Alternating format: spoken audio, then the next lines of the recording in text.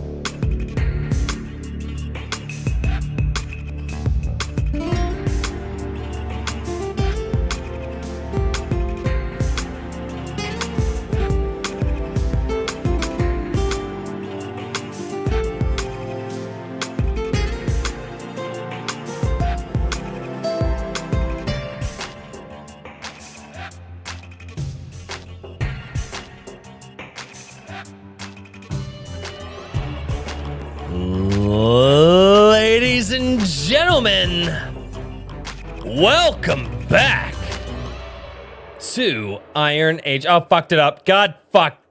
Iron Age Nights. Hey, jazz hands. Damn it. I hate StreamYards. It's fine. It's fine. It's fine. We can roll with it. Cool, actually. Huh? I thought that was kind of cool, actually. It was like a Marvel versus Capcom. With there we go. Yeah, it was a nice transition.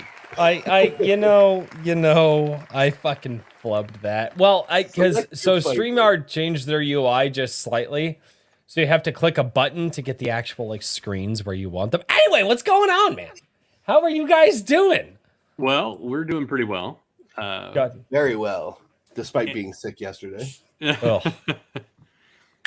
Dude, Anvil has gone. Shh. Gone. We're not doing that yet. Happy. We'll get to you. You're the guest. Well, you know.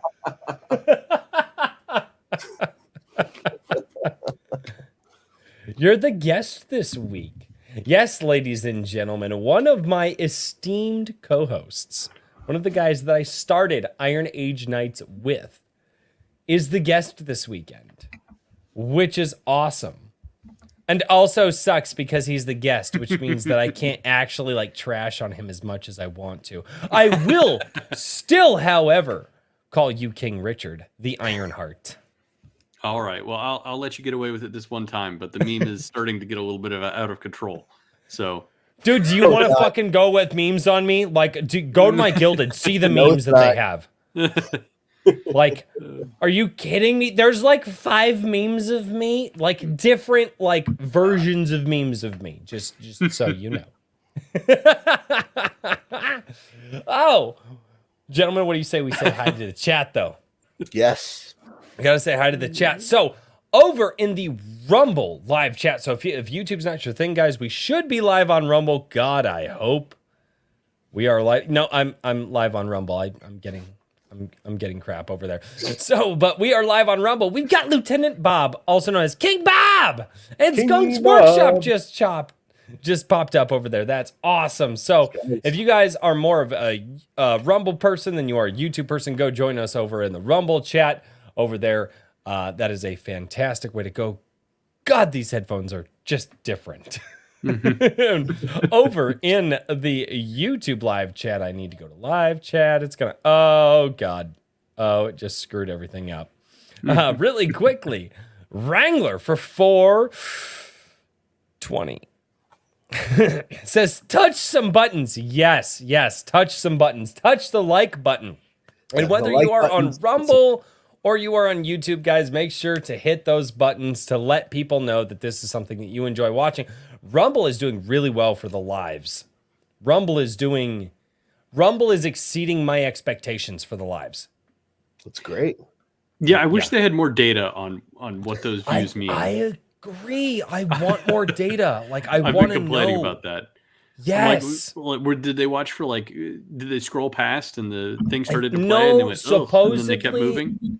Supposedly the views are on the lives from what I've heard from the chat, and the chat lies to me all the time, and they also give me crap. So I don't know if this is true or not, but supposedly Rumble says like if anybody watches your live stream for like 5 minutes or longer, they count it as a view or something like that.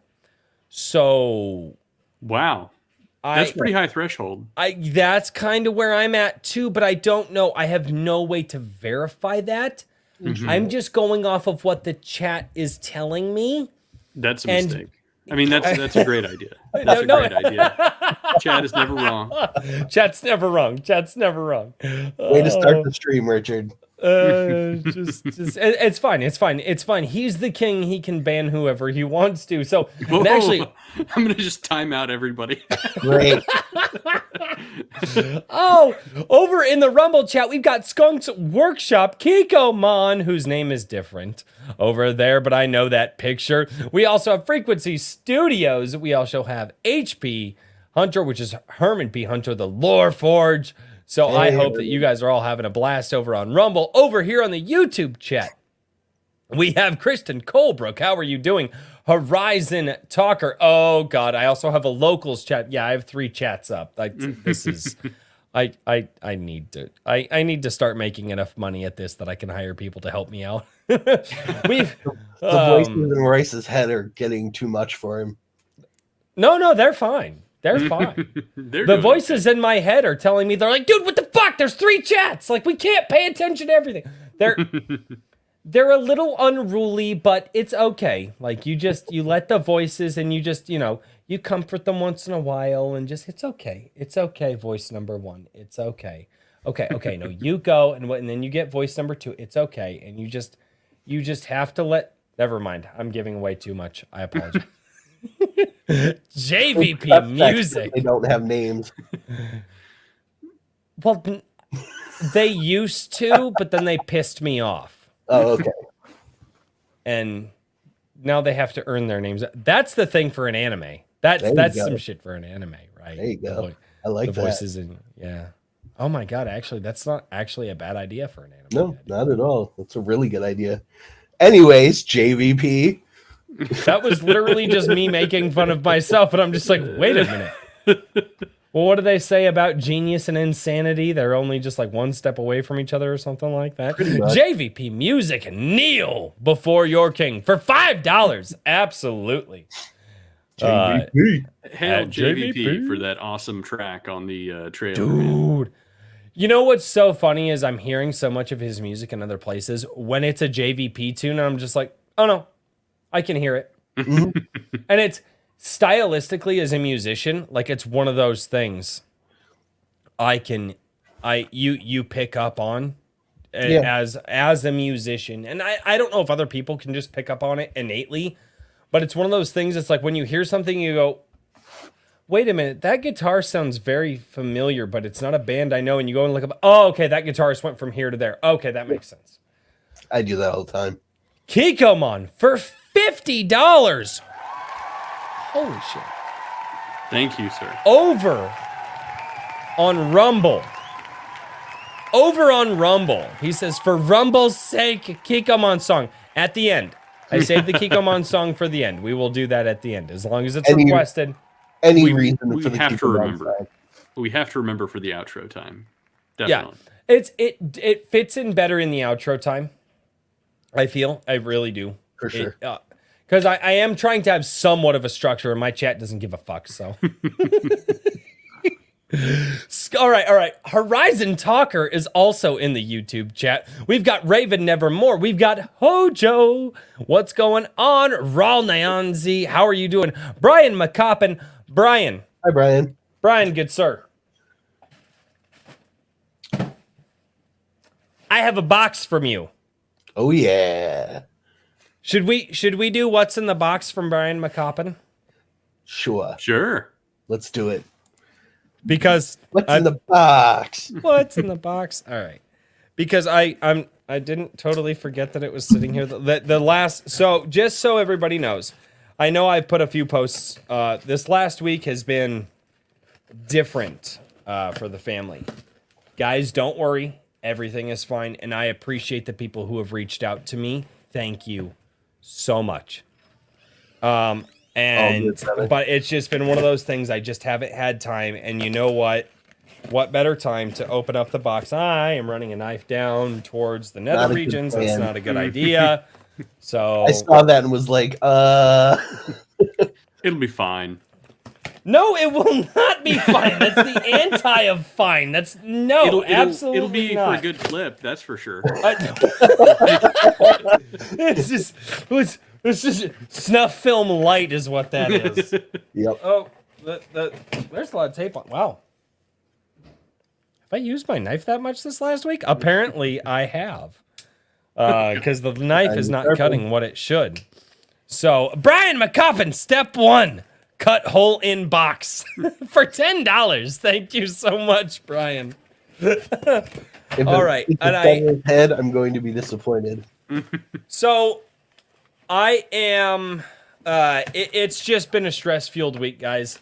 And I have not even told my co-host this, but this is going to be an even more unruly stream than normal for 2 reasons. One, I am unfucking believable, just out of my mind, unbelievably excited about Anvil, the Iron Age magazine, issue number 1, reaching currently $8,548. And I am also just like, let's just have some fun tonight, because that is where I'm at. And Richard and I do apologize. Oh, extra drinks tonight, if I must. All right, so Brian McCoppin. There's a lot of stuff in here, Brian. Of course there is. It's Brian. Oh yes, the T-shirt. Brian McCoppin. All right, so from Brian McCoppin, the absolutely fantastic dude. Oh, shit, that's actually baller as fuck. I was wearing that shirt a couple of weeks ago. That is awesome. And it is comfy, too. Brian, no, this is actually really nice. Mm-hmm. That might go on the wall. That's the thing is, I don't wear logoed clothing. It's a thing. It's a thing. Just accept it. But that doesn't mean that my wall doesn't wear logoed clothing. And Brian, this is a nice freaking shirt. Holy crap! I actually almost feel bad because Brian said, "Hey, he's like, hey, what's your shirt size? I want to send you something." I was like, "Well, I don't wear logoed clothing," and I was like, "But I wouldn't, dude. I actually feel bad about that now. Wow, this is a really nice shirt. It really is. This isn't the cheap stuff. Wow, Brian." Ladies and gentlemen, Brian McCoppin is spending the money for his merch. Holy shit. It is a comfy shirt, and that logo is badass. That is... Where can we buy this? I don't know. Oh, my goodness. It was sent to me. I don't... But Brian, if you are on the Gilded and or Twitter, please message me or message these guys. I'll drop it over. Yes, please. Yeah. Message Richard because he pays attention to this thing. And then... That is a Record of the Paladin, yeah. From St. George's Square, he also sent me a couple of stogies. Brian, you are absolutely... Oof. Oh, those are going to be enjoyed. Oh, those are absolutely going to be enjoyed. And then I have... What else do I have? This is... Record of the Paladins, Book of Oliver. Yes. Oh, wow. And a message. Ooh, a hardback. Nice. Yeah. That's very nice. This is incredible. Brian. And a message from the inside. Royce, thank you for your support of indie authors. May the story within inspire and... Oh, God, I can't read the last word. Motivates. It's motivate. This is incredible. Brian, thank you. And then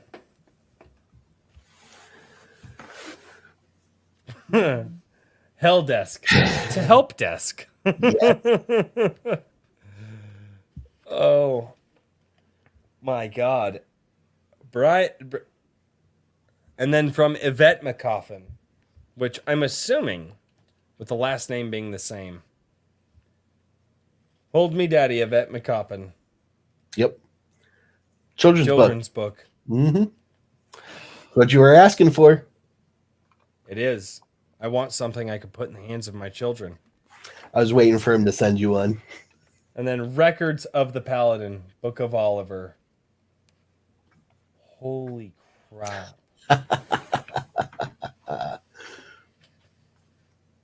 I might just be reviving my comic book episodes.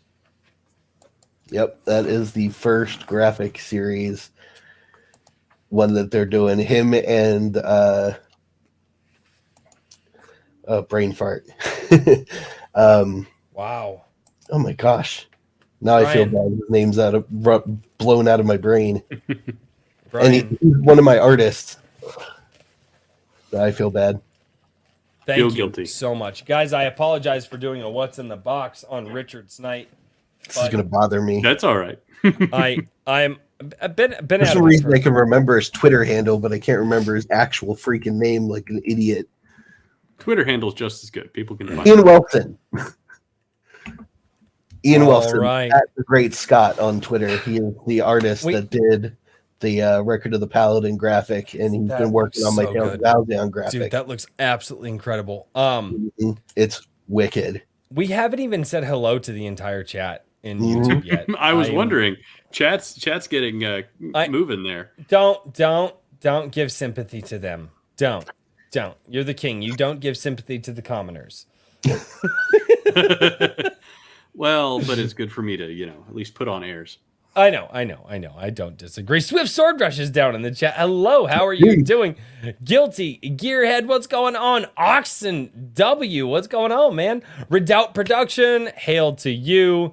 A.S. Brunert, how are you doing? Andrew Campbell, what up?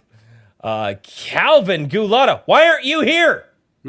Wait, no, is that Calvin? No, wait, nope, that's the Thoughtbot. No. I mixed him up with 365 Infantry. Where is 365? He'll be joining us later. Okay. Yeah, so he's being a little bit later. He's being late and gay? He's being fashionably late, shall we say. So he knew how this thing was going to start. We just decided to skip it. Okay, there you go. That's all you got to say. And I am not reading off the names in the YouTube chat who are also in the Rumble chat because, you guys are like double and triple dipping. Unreal Press Podcast, how are you doing down there, good sir? Andrew Campbell? Did I say Andrew Campbell already? No, we're going to say Andrew Campbell again because I don't know because the chat moves to... It moved. Just Toxic, what's going on, good sir? Do you still have your guillotine for King Richard? Because that would be... Good to see you, Toxic. Chatsu, how are you doing, good sir? It is fantastic to see everybody down in the chat. Kikomon for $2. Can anyone access the link below? Yes, Kikomon is sharing the Rumble link below. I can see it. I don't know if they can access it. James Craig, what's going on? Eric Wag, hello, how are you? And the chat keeps moving, and I can't. Talking Pulp Press, what's going on, Rob? Dude, Rob's getting ready. Yeah, Rob's going for that 5th book, man. Paladin Dragoon Rider, Chris M. Too many people. Okay, if I missed you guys can make fun of me down in the chat, but it is time to start the show, ladies and gentlemen. My co-host this week, the absolutely fantastic man behind the scenes of your next great novel, the Mr. Daniel P. Riley, sitting in the chair of power. Sir, how have you been this week? Doing well. Was sick yesterday, but I'm feeling much better now after 10 hours of sleep in a really, really hot room. I get that. The plague is horrible. Yeah, I think, I'm a little stuffy. Yeah, but I'm doing good. No, it's nuts, dude. Like I don't ever get that much sleep, but like when I'm sick, I'm just like, yeah, I'm gonna do it. Hibernate. Oh, dude. Like my wife knows when I need to just not, because she's like, wow, you slept for like 12 hours, and I'm just I slept for how long? Yeah, it was in the 50s last night when I went to bed, and I still turned the space heater on in my room and bundled up with 4 blankets over me and just slept and sweat all of the gross out. It was horrible. Oh, dude. Yeah, no, when I get sick like that, I pile on the blankets, and then what I do, and this is possibly a fire hazard, but I'll set the space heater up like on a stool and tuck it like close to the bed, and I damn near have to tape the thing to the stool, and then I'll just put the blanket over the space heater. Oh yeah, that's a fire hazard. Yeah, no. Because I believe in sweating it out, which is probably not healthy, and it's also probably why I lose 5 to 10 pounds every time I get sick, because it's like, nope, gonna sweat it out, and I do. Brian McCoppin over on Rumble, for $5, just donating on all the chats. Sir, that's not healthy. You do need to pace yourself just a little. Nah, no, he's thank you so He'll much. be fine. He's fine. And ladies and gentlemen, without any further ado, our esteemed guest this evening, the man, the myth, the legend, and the man who I am, and I believe I might be able to speak for Daniel here as well. The man who we are humbled to have every week as our co-host, who we kind of view as the dude who is a little bit of a visionary. The guy who just launched Anvil, the Iron Age magazine, issue number 1 over on Indiegogo this week. Richard, how are you doing, good sir? Also known as Iron Age Media.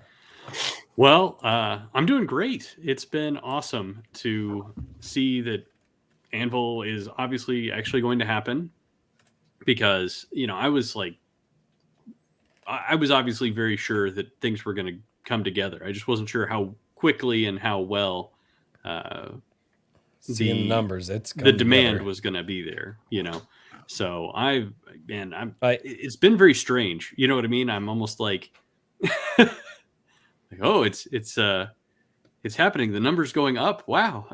So I was very, I've just been blown away, and it's thanks to everybody who's been supportive, and Daniel here, and the viewers from your channel and your shout outs and everything else. It's been a huge kind of group effort. Give the chat that. Don't give the chat that. Don't. No, we're giving the chat that one. Don't give the chat. Don't give the chat anything. No, chat. Listen, chat. You get one every time you buy an issue of Anvil magazine. Okay? No, don't do it. For real, dude. The chat is like my mortal frenemy. Yes. But in this one instance, Anvil could not be what it is without the chat. Chat. Fine. You get one. All you guys. Fine. I'll give the chat a little, chat, you helped. That's fine. There we go. Yeah. They definitely helped. A few of them probably even, wrote or drew, or like JVP contributed in a significant way to the campaign JVP isn't really the chat. He was more like a guest that became the chat. So he's like high chat, not low tier chat. Like there's high tier chat, then there's low tier chat. Low tier chat just shows up. We're getting into the caste system for the chat. Well, I am going to come up with a tier system. I've also been watching a shit ton of anime lately, so my brain is warped. Viva la revolucion. Low tier chat just gives me a lot of crap. High tier chat just shows up and is like, hey, you're cool. And then they leave. And I'm like, I like those guys. It's fine. Basically, just like people who give you money and leave you alone. There you go. Oh, God. That sounds... that makes me feel dirty. Oh, God. Oh, great. That's... wow. I'm like a prostitute. I just realized that. That's... You just realized? Never mind. Oh, wow. Woo! Wow. Shots fired. Oh. Oh man. Fantastic. Oh, ladies and God gentlemen. damn, what war zone did I just enter into? Jeez. Oh, it's amazing. Yes. Tonight is going to be a fun night. We're not off the rails. There are no rails on this show. Yeah, we started off the rails here. So this is no rails. I kind of need a slightly off the rails stream, if I'm going to be perfectly honest. Ladies and gentlemen, Mr. Jake Calta, 365 Infantry. Good sir, how are you doing? Wow, Doing really all right. You only get half of me because the other half is busy working in parts elsewhere. Fuck does that mean? Too many projects. Yeah. Oh, well, you know. The man of a million projects. But that's You think I'm like busy. everybody that I know outside of me. I'm the guy that I'm like, nope, I'm focusing on YouTube. I'm going to do this one thing. I'm going to do it really well. And then we got Mr. Daniel P. Riley over here. He's like, no, he's like, I'm going to help people write their books. He's like, I'm going to promote my own books. I'm going to work on my I'm own going to books. edit a whole book in 48 hours. Yeah, and no, make that my exactly, new exactly. preferred hobby. Yeah, exactly. And then we've got, Mr. fucking Richard over there. He's like, well, I'm just going to do this really fantastic website for people to actually discover stuff. Then I'm going to do this magazine. And then I'm actually just going to like work with Elon Musk on some like space laser, just like shoots Iron Age media stuff into people's brains. And He then hasn't returned Jake's my over calls here. yet. He's just like, no, he's like, I'm doing, Soon. It's like, I am literally doing like the everything. bottom tier level of of the creative space. And I'm just like, I don't have time for this shit. By the way, I'm coming in loud and clear, right? Just want to make sure Yeah. there isn't any choppiness on my end. No, No, good, you're man. fine. You're maybe There might be choppiness on my end, supposedly tornado warnings and thunderstorms. So that'd be right in Even I keeping. have a Fingers high crossed wind it don't get advisory. swept away Diana here. Ross style. oh man, that's awesome. I got a couple here. Frequency Studios for $4.20 over on Locals. This is tip your bartender. Brian McCoppin, he literally hit all three chats tonight for $5 over on Locals. Says 3 for 3 on donating on chats. Thank you so much, Brian. And then Kikomon over in the Rumble side says, King Richard, I matched my previous donation. Hail this Iron Age community. Thank you, sir. Come on. So, Grazie mille. all So right. I have So- one question for Richard, real quick. No, go for it, because we need to get off of my insanity, because... Oh no, We've been it's insane too. It's fine. Oh, okay. Oh, yeah. Dude, My question is, can I take this damn suit jacket off now? Yeah, I know. I'm going to do the same thing. I was trying to mess with Royce, and he just didn't even respond to it. Yeah, he didn't even noticed. Like totally Yeah, I over don't his think head. he even noticed. Or if he did, he just didn't respond. No, it's definitely the first one. My brain space has been in a different place the last few days. Yeah. Oh. Thank God. Were you guys fucking with me? Yeah. I don't have my black suit jacket anymore. I could have done like the nice vest and shit like that, though, if you guys would have warned me. No, I just messed with it. Yeah, we You're like, coordinated. why would we tell you? We can't poke you and prod you if we don't. Oh, Exactly. I just Wardrobe change back in a sec. I feel like an abused dog at this point, But this is my No home, so comment. I'm not gonna leave it. Wow. God damn, what a Sorry. Oh my God. Jesus Jacob's just like, what the hell did I walk into? And knowing Jake, that's a really low bar. Wow. I almost regret not being on camera because I mean I'm gonna be fucking red in the face laughing before the end of this show. Jesus. Good. Oh man, talking pulp press, Mr. Rob Rhymes. I couldn't afford groceries this week because all my money went to Richard eating your Trinidad scorpion powder for dinner. Attaboy! And Like a fuck man. you for taking my Trinidad scorpion powder. But yeah, it's good stuff, and dude, that stuff will liven up anything. If you do just a hint too much of that stuff, you notice it. So on that subject, I made a homemade chili last weekend for my family because we have family dinner on the weekends. Right. And brought the spices over with me to share with my stepfather. Oh no. He loves spicy stuff, so he's really excited about it. So he dives right in and actually gets up from the table and goes and lays down on the couch for a couple of minutes after he's finished. It's not like, yeah. It's not for the faint of heart, dude. That is fresh out of the garden, Trinidad scorpion, and then any of the like. I mean, I think 5 out of the 10 hottest peppers in the world were grown in my garden last year. And my wife takes them and she puts them in her dehydrator and she dehydrates them, and you can't walk into the house for like 3 days. And but awesome. I happily finished mine. He came back to the table and sat down. I'm like, "You good?" He goes, that was really spicy. Did you warn him at all, or did you just here you go? All I did was told him that the names were on the label. You didn't even give him a warning. I love Hell you. No. He's always talking about like, this isn't spicy enough. This isn't hot enough. Oh, this isn't hot. I'm like, all right, motherfucker. It's so funny. Dude, that Trinidad scorpion, that as somebody who's put that in plenty of food at this point, like that one will hit you hard. I'm already almost out of it. I just love it. I put it on. Seriously, dude, we gave you like 3 or 4 ounces of it. I know. It's that good. I am aware. And also, I have a ridiculous spicy tolerance. For buying it from me, I hate you all. I literally looked at my wife. I was like, "Why are you selling all of my stuff?" And she's like, "Babe, we're not going to use it." I'm like, "What do you mean we're not going to use it?" She's like, "I just have so much." I was like, "Then make more of it, and I'll use it." She's like, "We're not going to use it because we're going to sell it now." So, no, oh yeah, we'll get more. You'll get more this year.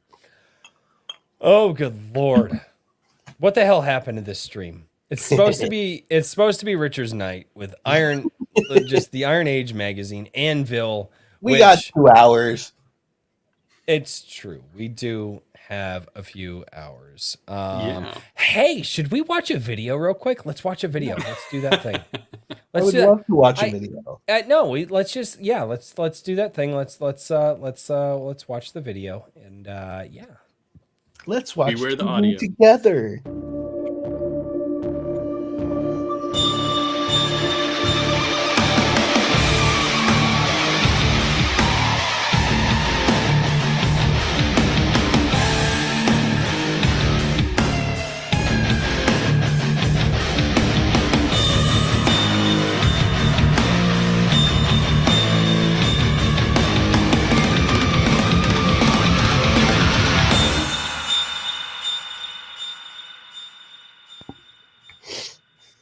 Should have gotten my hair out for that. I didn't even think about it until late. Right? Dude, the fact that you actually got somebody or found stock footage of somebody hammering out I went through a bunch of stock footage. Oh, dude. Just absolutely incredible. And Richard, I'm going to be perfectly honest with you. You launch it, and this week I just haven't had the time to be tapped into the community the way that I would like to. Just life and work and just stuff like that. And it was like Monday.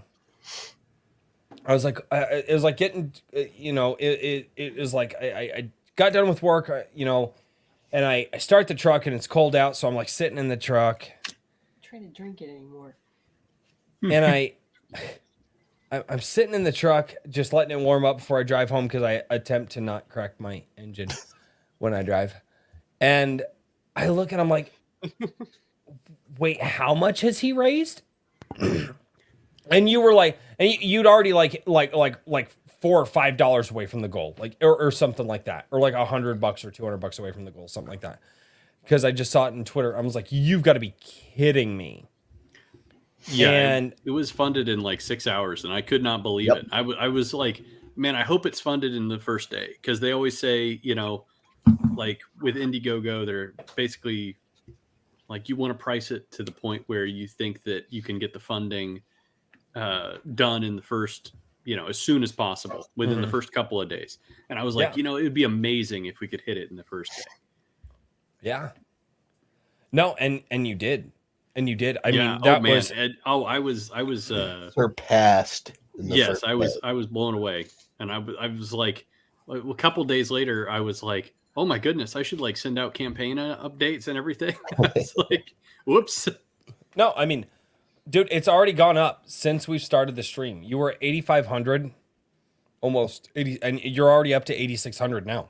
Yep. Like, this is, and I haven't been able to back yet because just life and things. But I'm like, I told my wife, I'm like, we're backing this. Like, out of all the projects, like I will back this come also payday. Make sure you get an extra copy that you can. Maybe we'll do some extra copies. You can do a giveaway or something like that. That'd be awesome. That's a you thing, and giveaways are a pain in the ass. So thank you for making me suffer.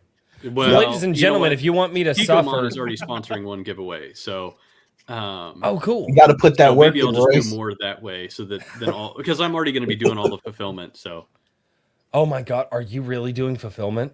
Oh yeah. That's the only way I can make this thing, even remotely profitable. So. We're gonna see. I'm now like it started occurring to me that I'm like, oh, how many supporters are there now? I think I know that it's coming up on it's coming up on 200, and I'm like, oh, that's a lot of boxes. Oh. That's insane, dude. I am unbelievably proud of you, and I will say this: I was, and maybe you had said something to me in the past. And I don't know if you did, but I was surprised to see that you have right here the 10-page preview from what Razorfist and George Alexopoulos are doing. And you may have not said anything, and if you did, I apologize because I forgot, or you were keeping it under wraps. And then so it was under wraps until let's see here.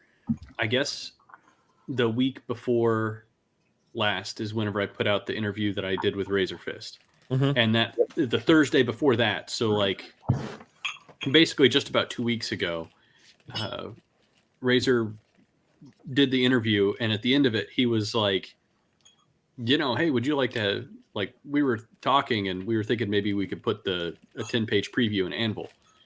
And I was like, yeah, because we did not have a comic at that point in time, And so I was like, that would be fantastic. Let's make sure that go talk, confirm that. Let's make sure all of our I's are dotted and T's crossed and all that jazz, And so it wasn't until midweek, 4-5 days beforehand that I got the yes, definitely. From that's them. So cool. So that is epic, man. I saw that and I was like, wait a minute. And that's when I did my video, it was kind of one of those things. It's like, whenever you talk about Iron Age, you've got to figure out a way to kind of put Razorfist in and around the sphere of whatever you're talking about. Right. And most of the time it's really hard to do. And especially because I don't just want to clickbait people and be like, oh, it's a Razorfist. No, but he's a big personality. Obviously he's the guy who coined the term. And when I saw this, wait a minute, Richard secured a 10-page preview of his book. I was like, hands down, bam, Razorfist in the thumbnail, put it out there. Because, but what that... We lost Jake. I think he was having some audio issues, basically. He was just very choppy. So, I don't know. We might have to... There he is. Jake, there he is. Just stop being gay. It'll fix it. Jake? Was Jake even... Jake, were you even alive in the 90s to experience 90s gay? Even as I don't think he knows what 90s gay is. Yeah. Probably not. I mean, I think Unfortunately, it was 2001 in which I was ruthlessly released onto this world. Holy shit. I know. A few years older than... Dude, you're born the same year that my nephew was. Oh my god. I know. I try not to think about these things. He's almost the same age as my daughter, dude. What the fuck? Are you old enough for this stream, good sir? No, I'm just Royce, here to give he's you fine. existential You're crisis just hat. old. Yeah. We're old. That's what the problem is. No, we just need a meme. Okay. Let's get it out of the way already. The future's now, old man. There you go. I'm gonna Perfect. beat the fuck out of you. Anyway, I'll what be was that? fine. That I'm wasn't a immortal. threat of violence. That was a friendly gesture of. Nah, I don't give a shit. I don't. Oh, good God. The hell happened in the stream? No.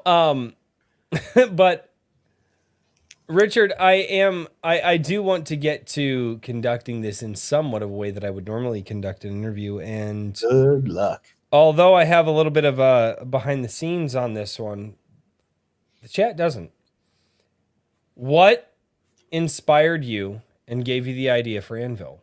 How did you come to this conclusion? Because I know you're the type of person that you're constantly asking questions, you're constantly trying to figure out the answers to problems, and Anvil was the solution to a problem. So what's the problem that you saw? Good question.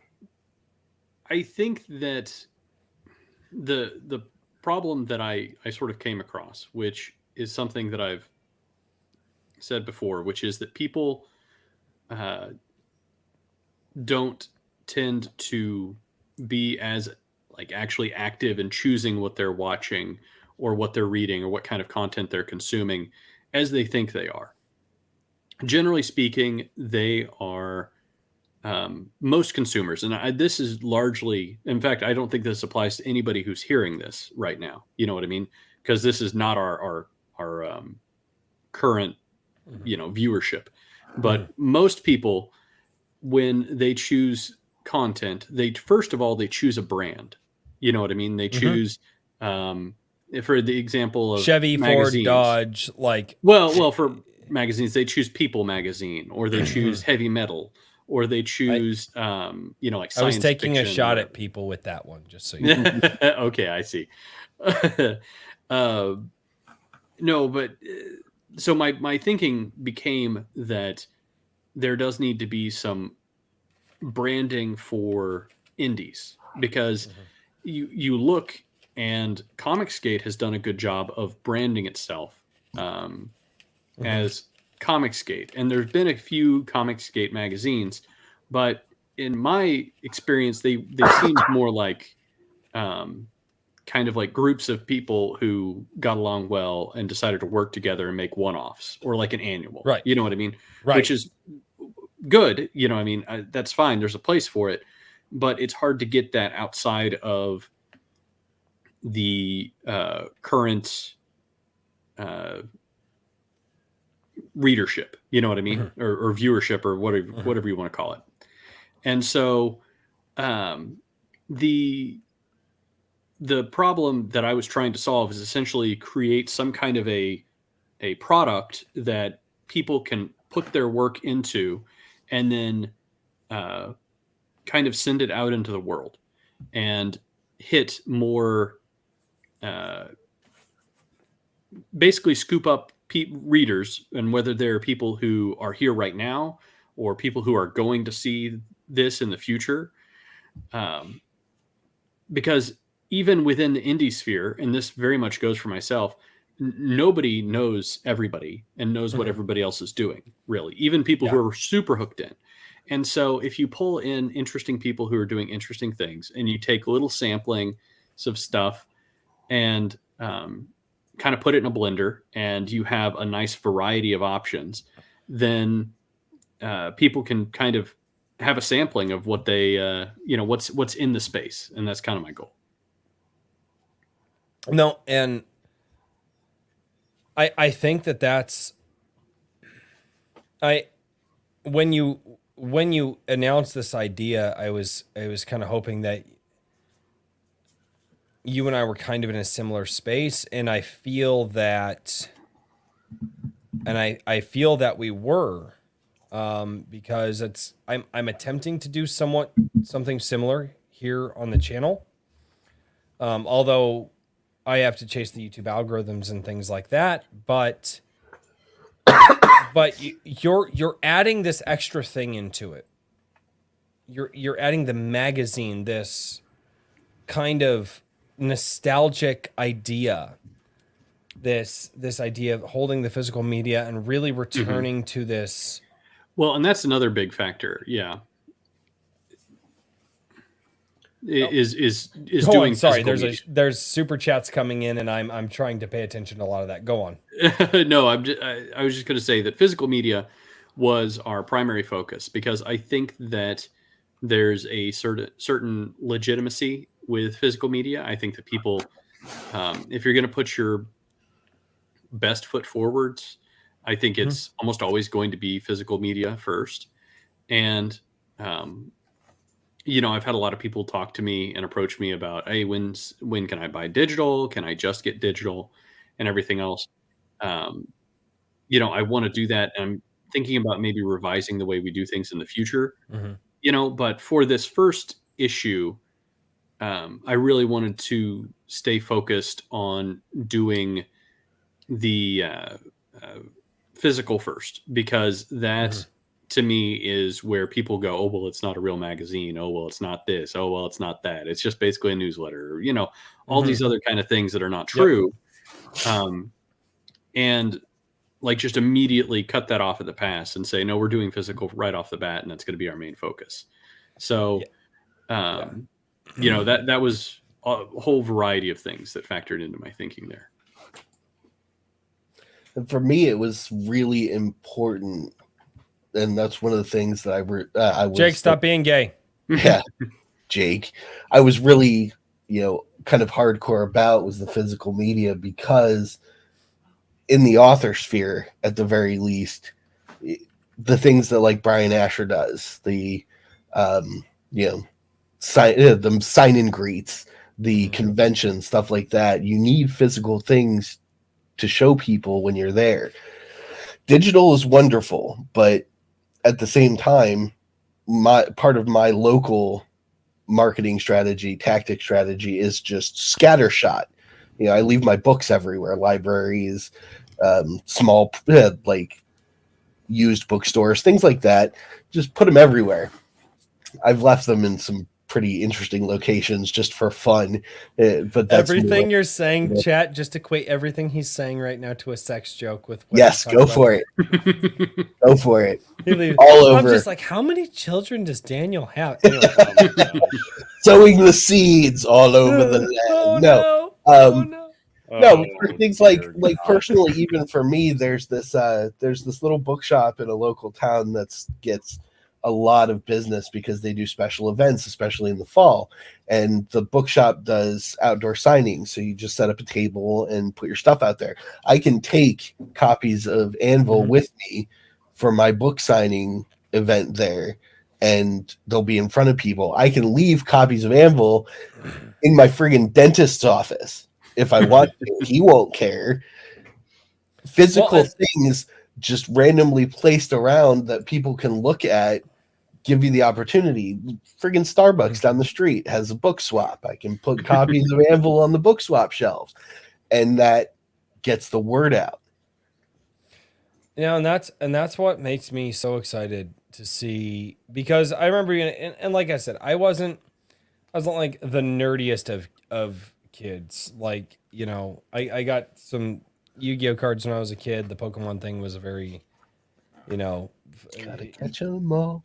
Right. Yeah. I was never that guy. People are like, no, you got to get them all. I was like, why? Oh, man. Like, why not just get the ones that like you want?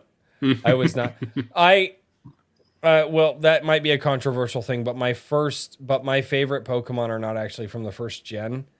And it's because the first Pokemon game I had when I was a kid, little tangent here, was not actually the original. Like, everybody had, like, what was it? Red. What were the red, blue, yellow? And yellow. Yellow? Red, blue, yellow. Yeah, all my friends had those. All my friends had them. I didn't. The first Pokemon game that I ever had on Game Boy was Gold, which was second gen. And because of that, like, don't get me wrong, I watched the show, but I didn't get to interact with those Pokemon the way that all my friends did because they had the original like games.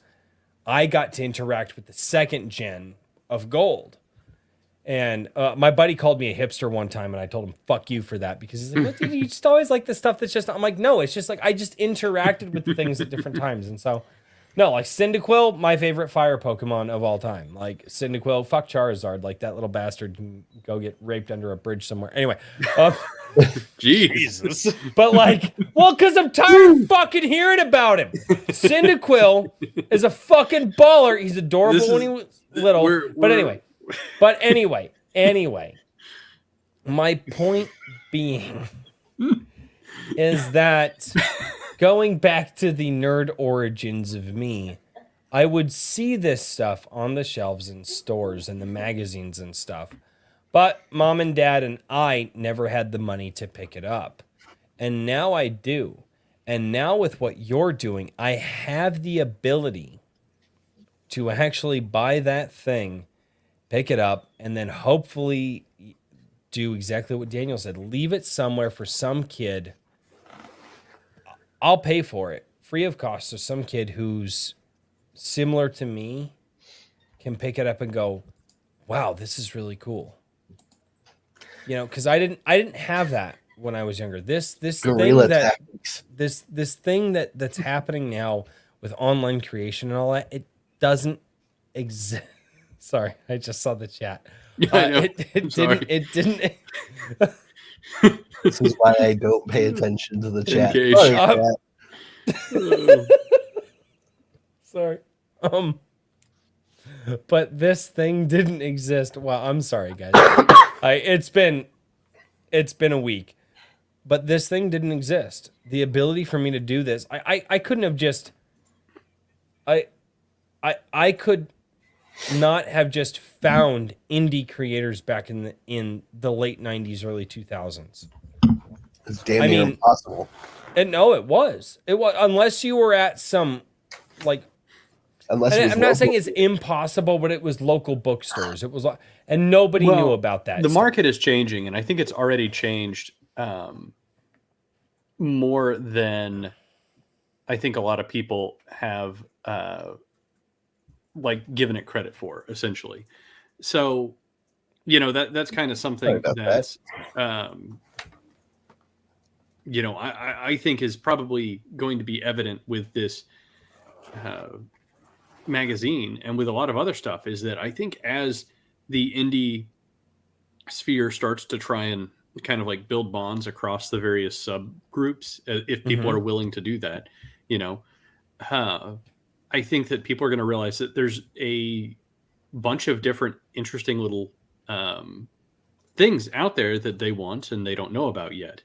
And I think that we are currently still in a model of, or at least we have been in a model of, for example, like Ethan Van Sciver and Eric July, where it's like you have a big following, you produce product that your following wants, you sell product to your following. Yeah, you know what I mean? Gaggles and gaggles of books to the following that you've already, brand marketing.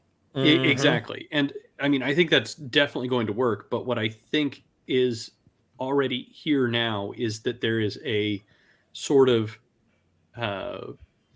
growing sector of the market that, like, they probably like Eric July, you know what I mean?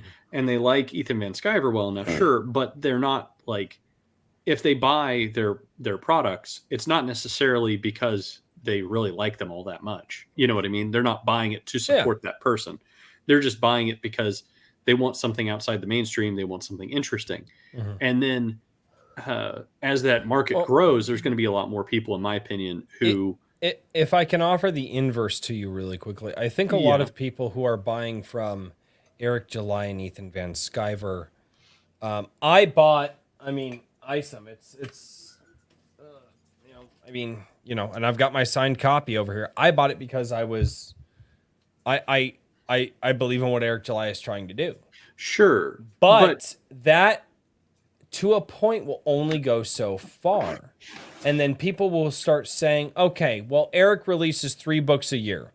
So let's say 3 months out of the year at various times, right? Say winter, summer, and then next winter, right? Yeah. I'm going to get at the beginning of winter, at the end of winter, and right in the middle of summer, I'll get a book from Eric July. What am I going to fill that space with in between? Mm-hmm. And I think that there are people out there that are going to look for that. Is that somewhat of what you're touching on, or did I just... Sure. I mean, I think that's part of it, but I also think that there's a lot of people who are just not engaging. Like the thing that I've noticed with Comicsgate, for example, is that most people involved in Comicsgate still very much like the older superheroes. You know what I mean? And they're still engaged with the fandoms over there. I think that there is a growing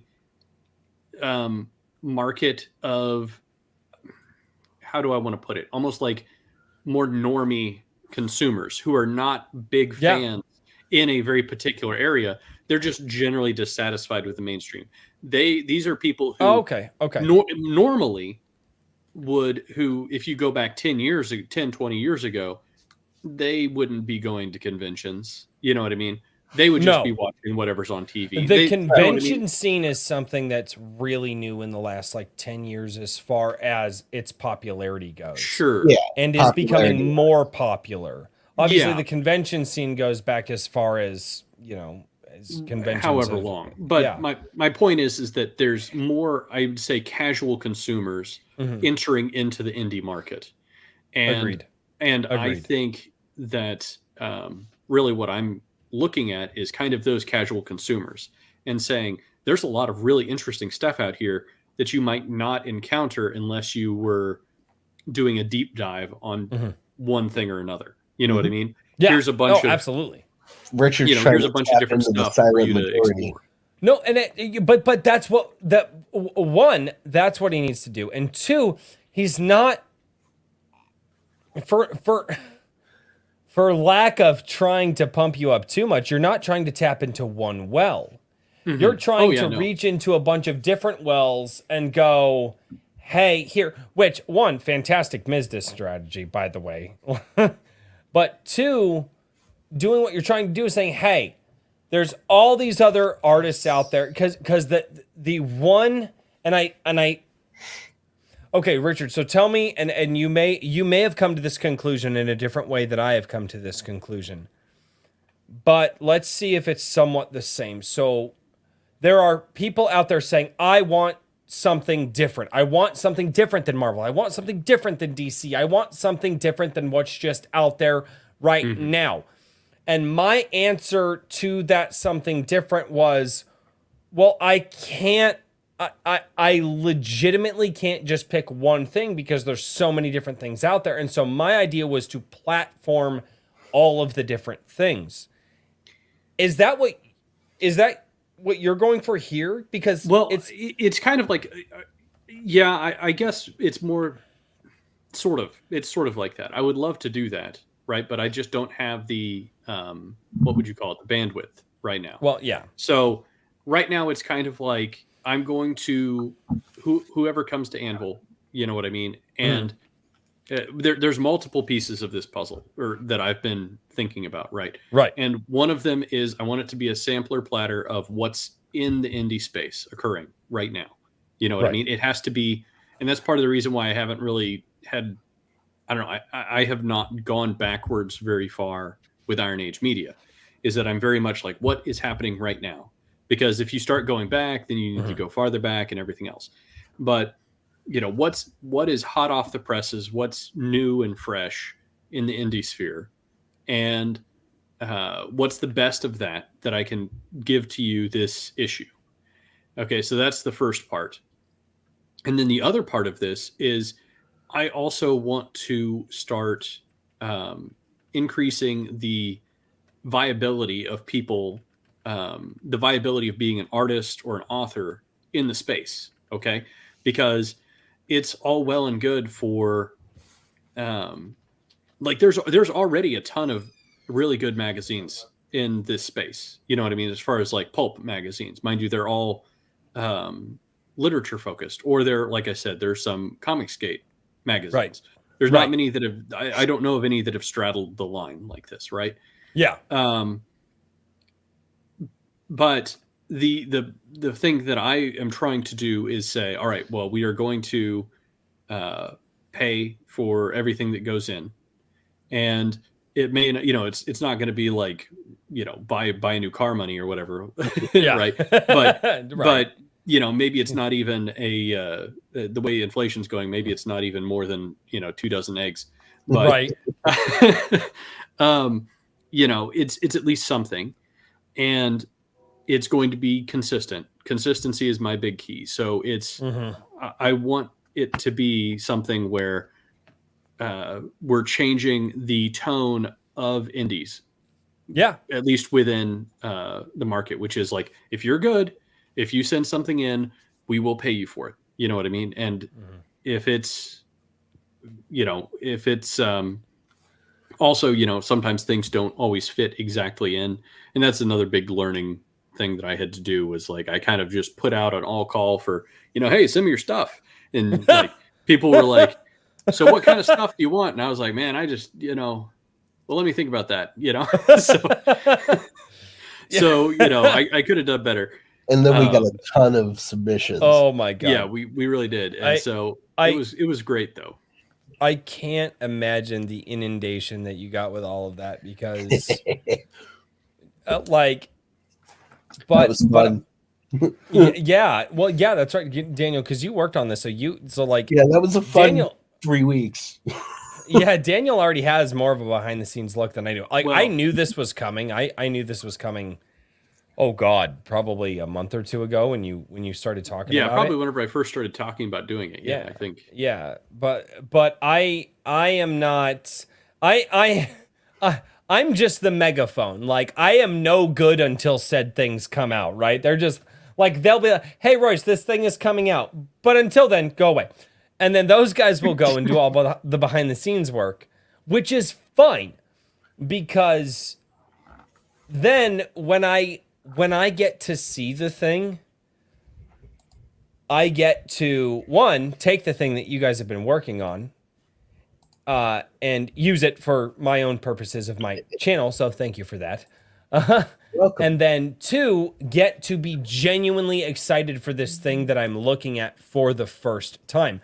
So that is something that I will say that Daniel and Richard don't have, that I do have, is I get to, although I'm kind of in the know, I'm like not like really in the know, but I get to see this stuff and genuinely get to react to it. So when you guys saw me tired as hell on Monday reacting to this and going, holy crap, Richard did it.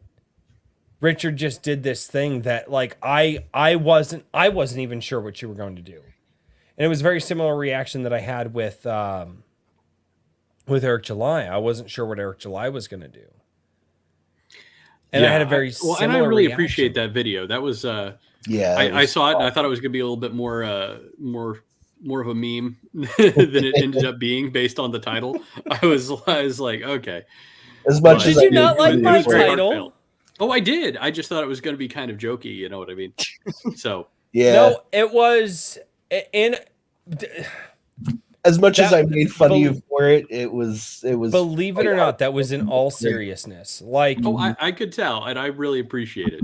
Yeah. Just whenever I first saw it, I was like, "Uh-oh." I heard you just like, give me a hard time. Well, I could have, but it never crossed my mind once to give you a hard time. Like, and I was dog tired that day, and I was like, I don't know what to do a video on, but I couldn't get my mind off of your release and just watching the enthusiasm around it. And it literally, the enthusiasm around Anvil gave me the energy to. It's weird. I think Trippy's onto something. If Trippy's down in the chat, like, I think Trippy is onto something about, like, energy being able to flow from vast distances, from people to people, because I'm starting to feel that more and more. But that I couldn't get my mind off of that. And when I did the video, well, I think what did I? The Iron Age cometh, all hail the king. Yes. Is what I think I named. Yeah, it was very, very kind, and I appreciate it. But I thought I really thought that was gonna be a little bit of a gig. But it was legitimately in all seriousness, because I felt the feeling that I had when I just Monday. Oh my God, dude! Just the enthusiasm and the tweets. They didn't. I can't imagine what your tweet wall was looking like, because I was only tagged like, in a couple. man, I am like shill mode activate. I was like retweet. We were having a blast.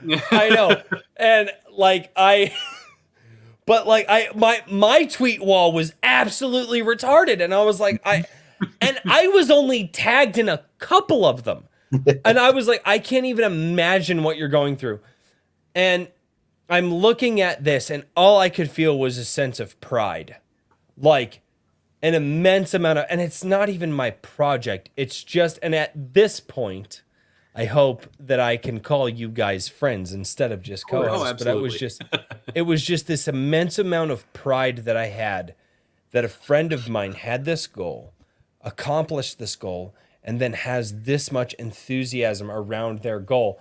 And so when I was sitting there thinking of how in the hell, I was like, okay, because we all call you King Richard, and that is somewhat the meme on the channel. But when I was thinking of how to phrase that title and how to appropriately make sure that what you were doing was not dismissed in any way, I was like, I'm going to take the meme and I am going to make it serious, because that's the one thing that I can do. Convoy Bebop is in the chat. Ask him how many memes I take that are supposed to be fun and haha and make them serious. And so when I was like, I'm going to take the meme of King Richard from Iron Age Knights, because the people who get it. And I'm going to turn that into a powerful statement. That was my goal.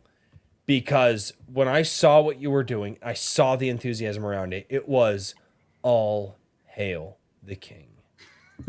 And not jokingly, because of the enthusiasm. Because when people will, it's kind of funny. People think that they'll come, oh, like you're Iron Age. No, I'm not actually. That's a different guy, right? But the Iron Age Media has taken on this new life since the first time that I came across you months ago. And and what you're doing has grown into something that is above and beyond. And that's kind of where I wanted to take the all hail the king thing, is that it is above and beyond just Anvil. Yeah. Well, and that was the intention of that. Yeah, no, I definitely got that, and I really appreciate it. And one thing that I've kind of realized, well, I don't know when I had this thought exactly, but is sometime this past week. I also don't when I have thoughts either. That I was like, I'm very, it really is genuinely very humbling.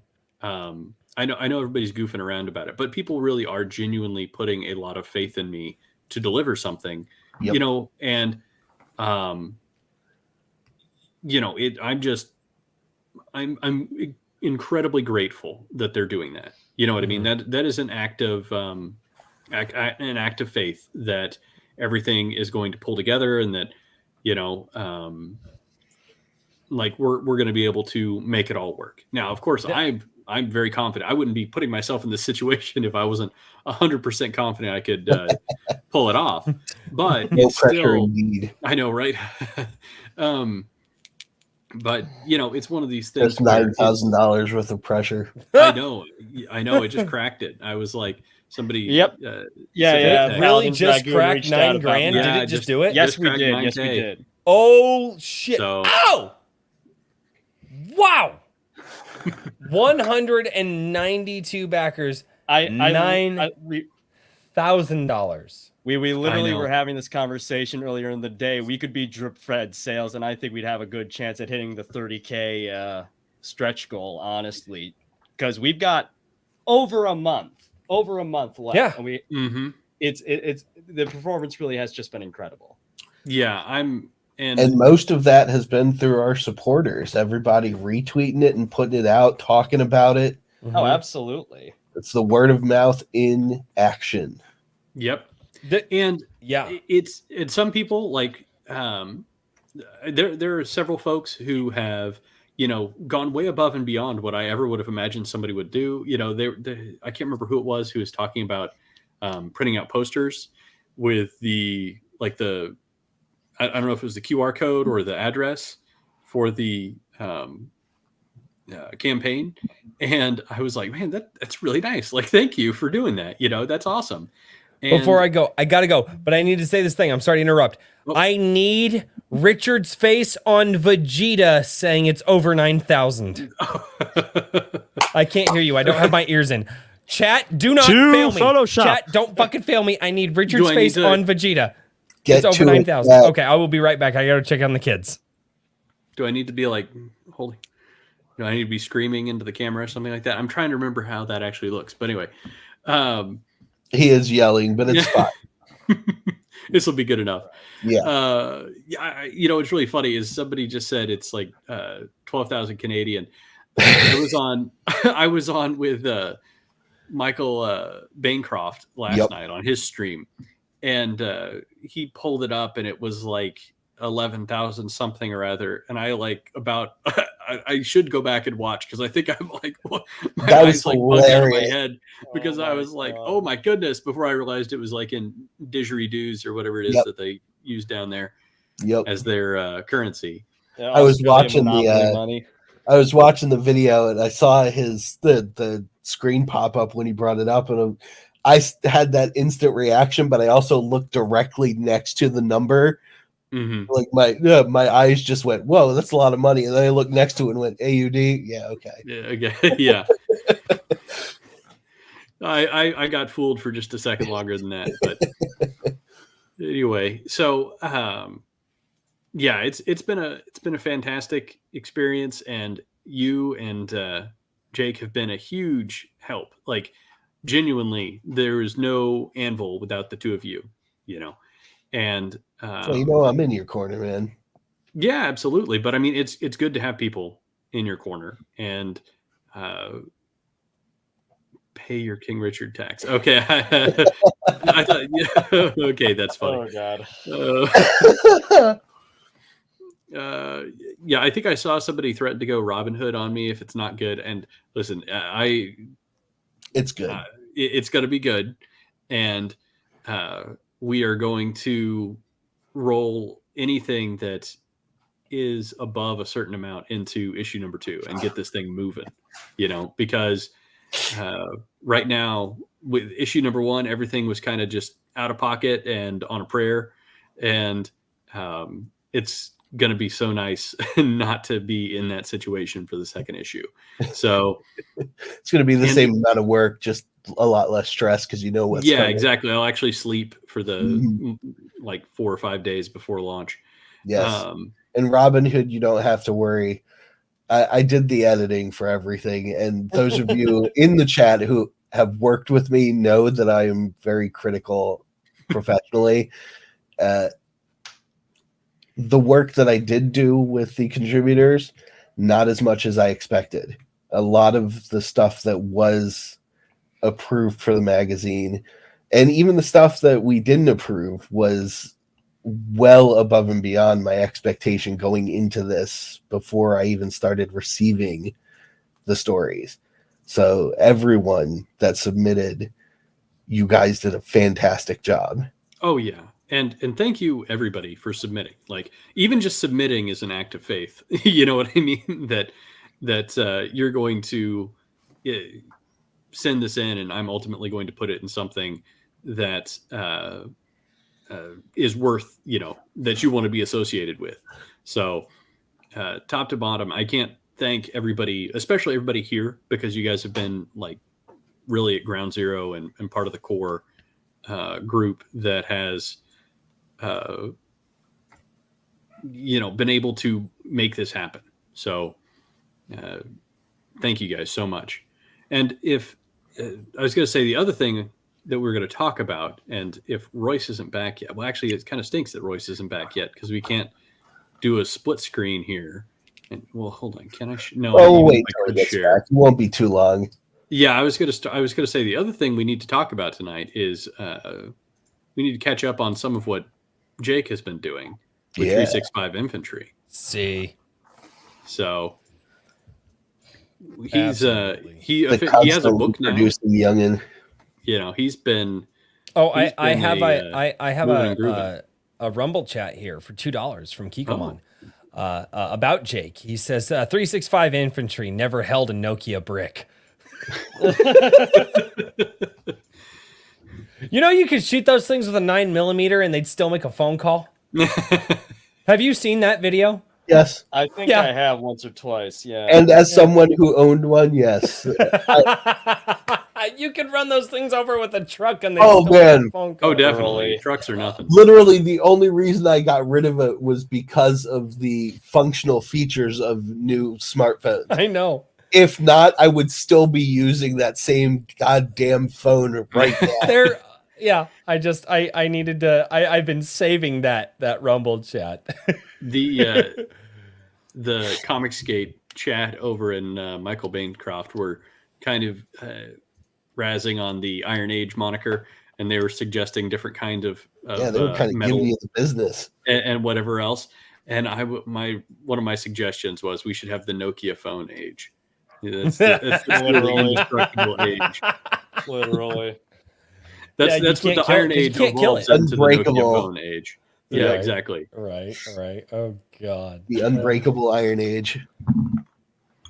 That's and for the record, I have been here. It's just that there's been a lot of spotty internet tonight, and it's been kind of killing the mood for me a little.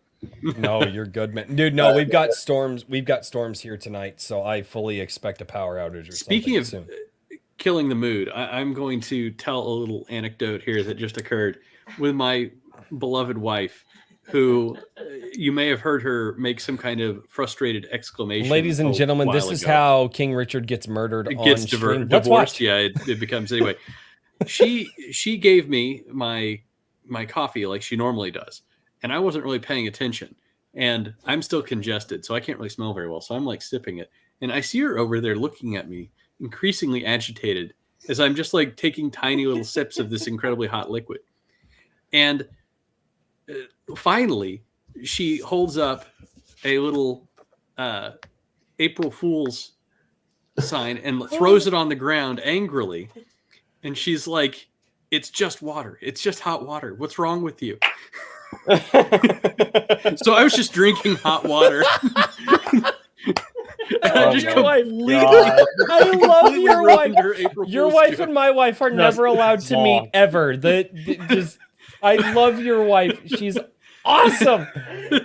It's like Problem Child, but with grown adults. It's probably she was so angry about it too. It's not allowed. Well played, madam. Well played. Well played.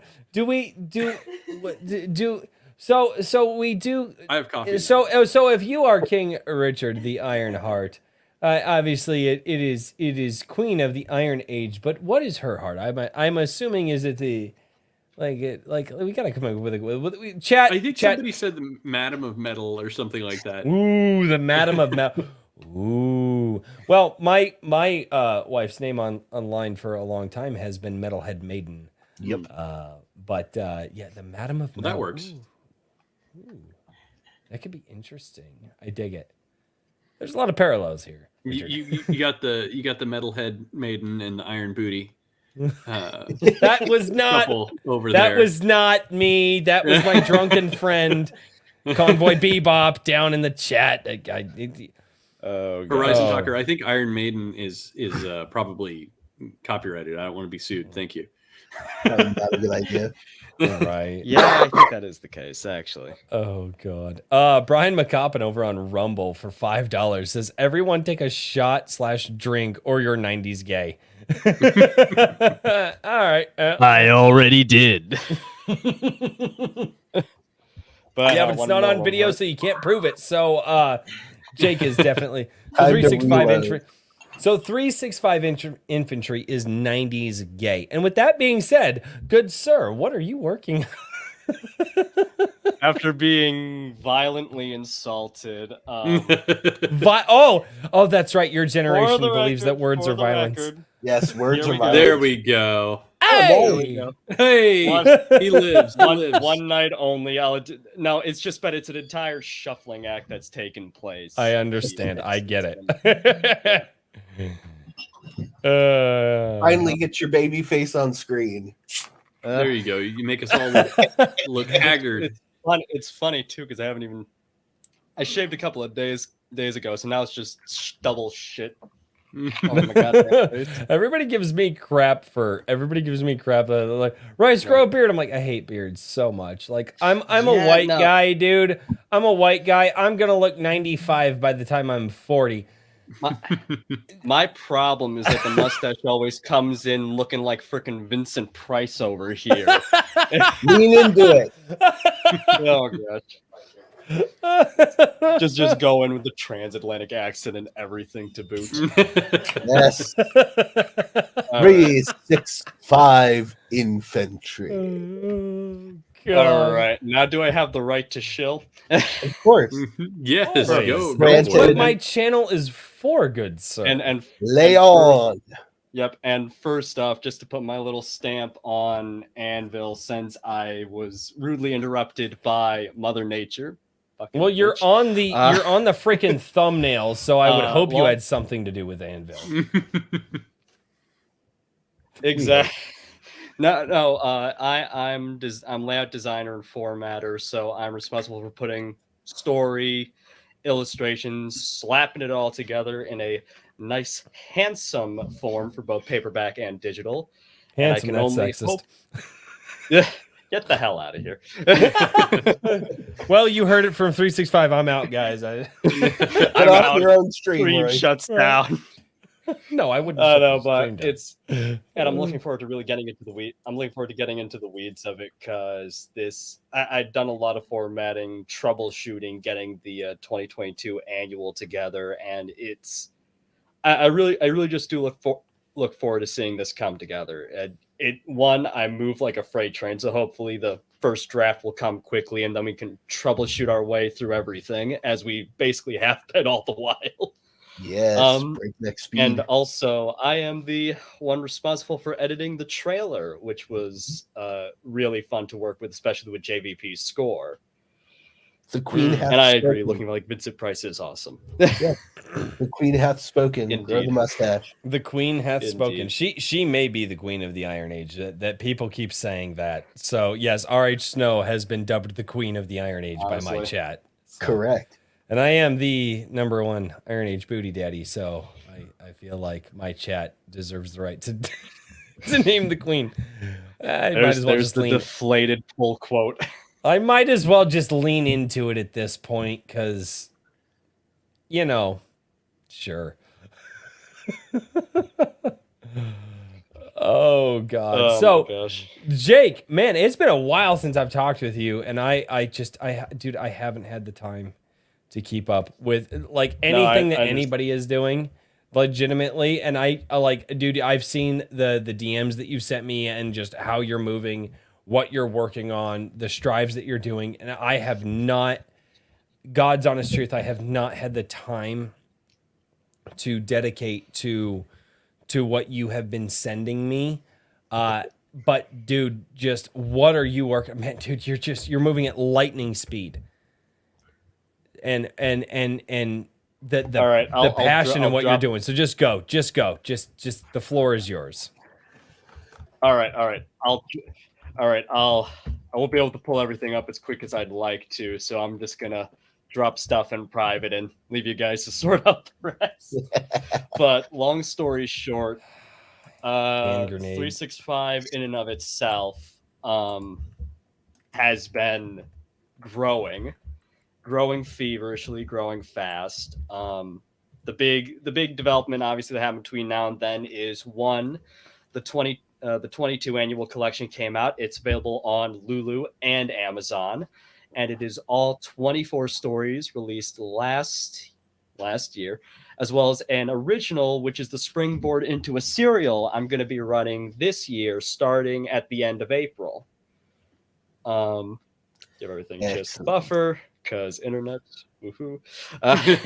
But 25 stories in all. And because I am apparently in maxing mode with this damn series, are we dubbing everyone with titles? Yes, we are. Haven't But we grabbed might mine as yet, Jesus. well at this point. But Chat Yep. lore. I'm gonna dub you the. I'm gonna dub you. Literally. All right. Literally. If 365 Infantry There you go. gets a title, he is the Iron Age Renegade. There you go. I just feel like just your vibe gives off You know what? a renegade, the rebel without a cause, type thing. So Now we need the Lorenzo Lamas theme song from that show. oh god. It's funny too, actually, because when I originally started 365, the original title was going to be Renegade Riders, but the problem was I discovered it was the name of a spaghetti western, a handful of legitimate western novels, and leagues more of those crap cowboy romance paperbacks you see in like every used bookstore since time immemorial. Yes, indeed. It was that moment at which I knew this name ain't gonna work. Just seeing the saturation. I'm like, oh yeah. ugh. But yeah, so paperback collection finally came out. That was a load off my chest, thank God. Then, of course, after that came the fourth quarter, spring 23, which after this, come the summer, we'll have been running this ship for about a year now, which should be exciting. And this past quarter has been in my opinion, some of my strongest work to date. Ride the Black Country, Facing the Pack, Blood on the Bike. All 5 stories I wrote for this quarter were really, really satisfying to finish.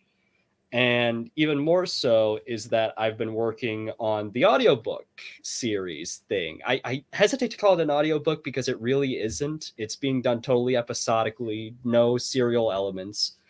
Very much kind of like old school radio. But Alan Firedale, Desert Delinquent, I'm now a pilot and 2 episodes in. Our 3rd is slated for this coming summer. And that series is a hoot to do, if I dare use such verbiage. Because I'm not kidding. It's a one-man show, but I'm so hard on myself. I think it's probably one of the best one-man shows I could pull off because I'm narrating it. I write score, which, by the way, dropped an entire soundtrack album to it. The first half-hour album I've ever done. See, this is the crap that I was saying earlier. I'm just like, no, I'm just like doing like the YouTube thing, and you guys are just like, oh, we're gonna do a soundtrack, we're gonna do stories, we're gonna do, multimedia marketing. Royce, what are you doing? Talking about stuff on the internet. Drinking beer, dude. Like I just turn the camera on while I drink beer. You guys think it's something magical? Right, it's not. Dude, how the hell? Well, admittedly, but I can't even use that excuse because then I look at like Richard and Daniel. Like I was gonna be like, oh, well, Jake, you don't have like a wife and kids and all that. And then I look at Richard and Daniel. And I'm like, no, I'm just a schlub. I am the schlub. Get good, scrub. Well, I'm trying. Right. No, but I mean, part of the reason why I'm kind of glad the cards have fallen the way they have is because it's given me the chance to sit down and just work as much as I could, especially because there's been a lot of troubleshooting with this. Just to I know no, but I mean just to talk about quality.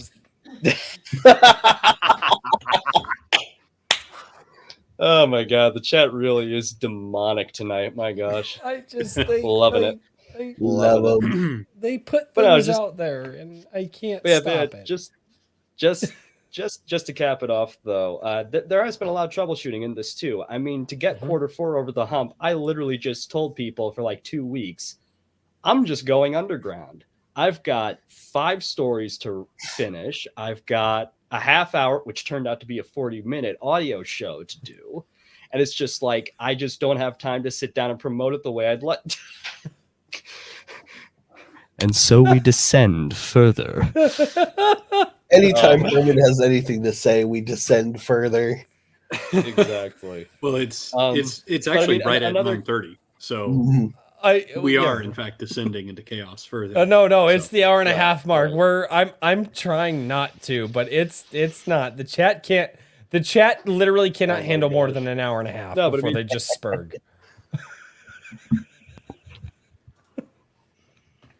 And there's a No, deafening. I'm sorry, God, Jake. God only knows. I get it. I get it. 'Cause everything's frozen for me finally. Oh no! Oh no! Give me a second. it wouldn't be Jake, why do you look like the background that you're sitting in is like a murder motel? Bates Yeah, it Motel could be. You never know. It's It's fine. like- It's Oh, my first novella is being written in here. He's the I was looking at the wallpaper and I'm just like, coming in I've here s- all Jessica Fletcher like. There you go. I was just looking at it and I was like, man, you look like you're in a motel from the show Supernatural, and I'm just like, oh, That explains it. that explains it. Magic. And what you don't see are the dead bodies Oh my behind the camera. Anyway, he's Exactly. currently Kyle. working That would be- out. Yeah, he's currently working out his first horror. right?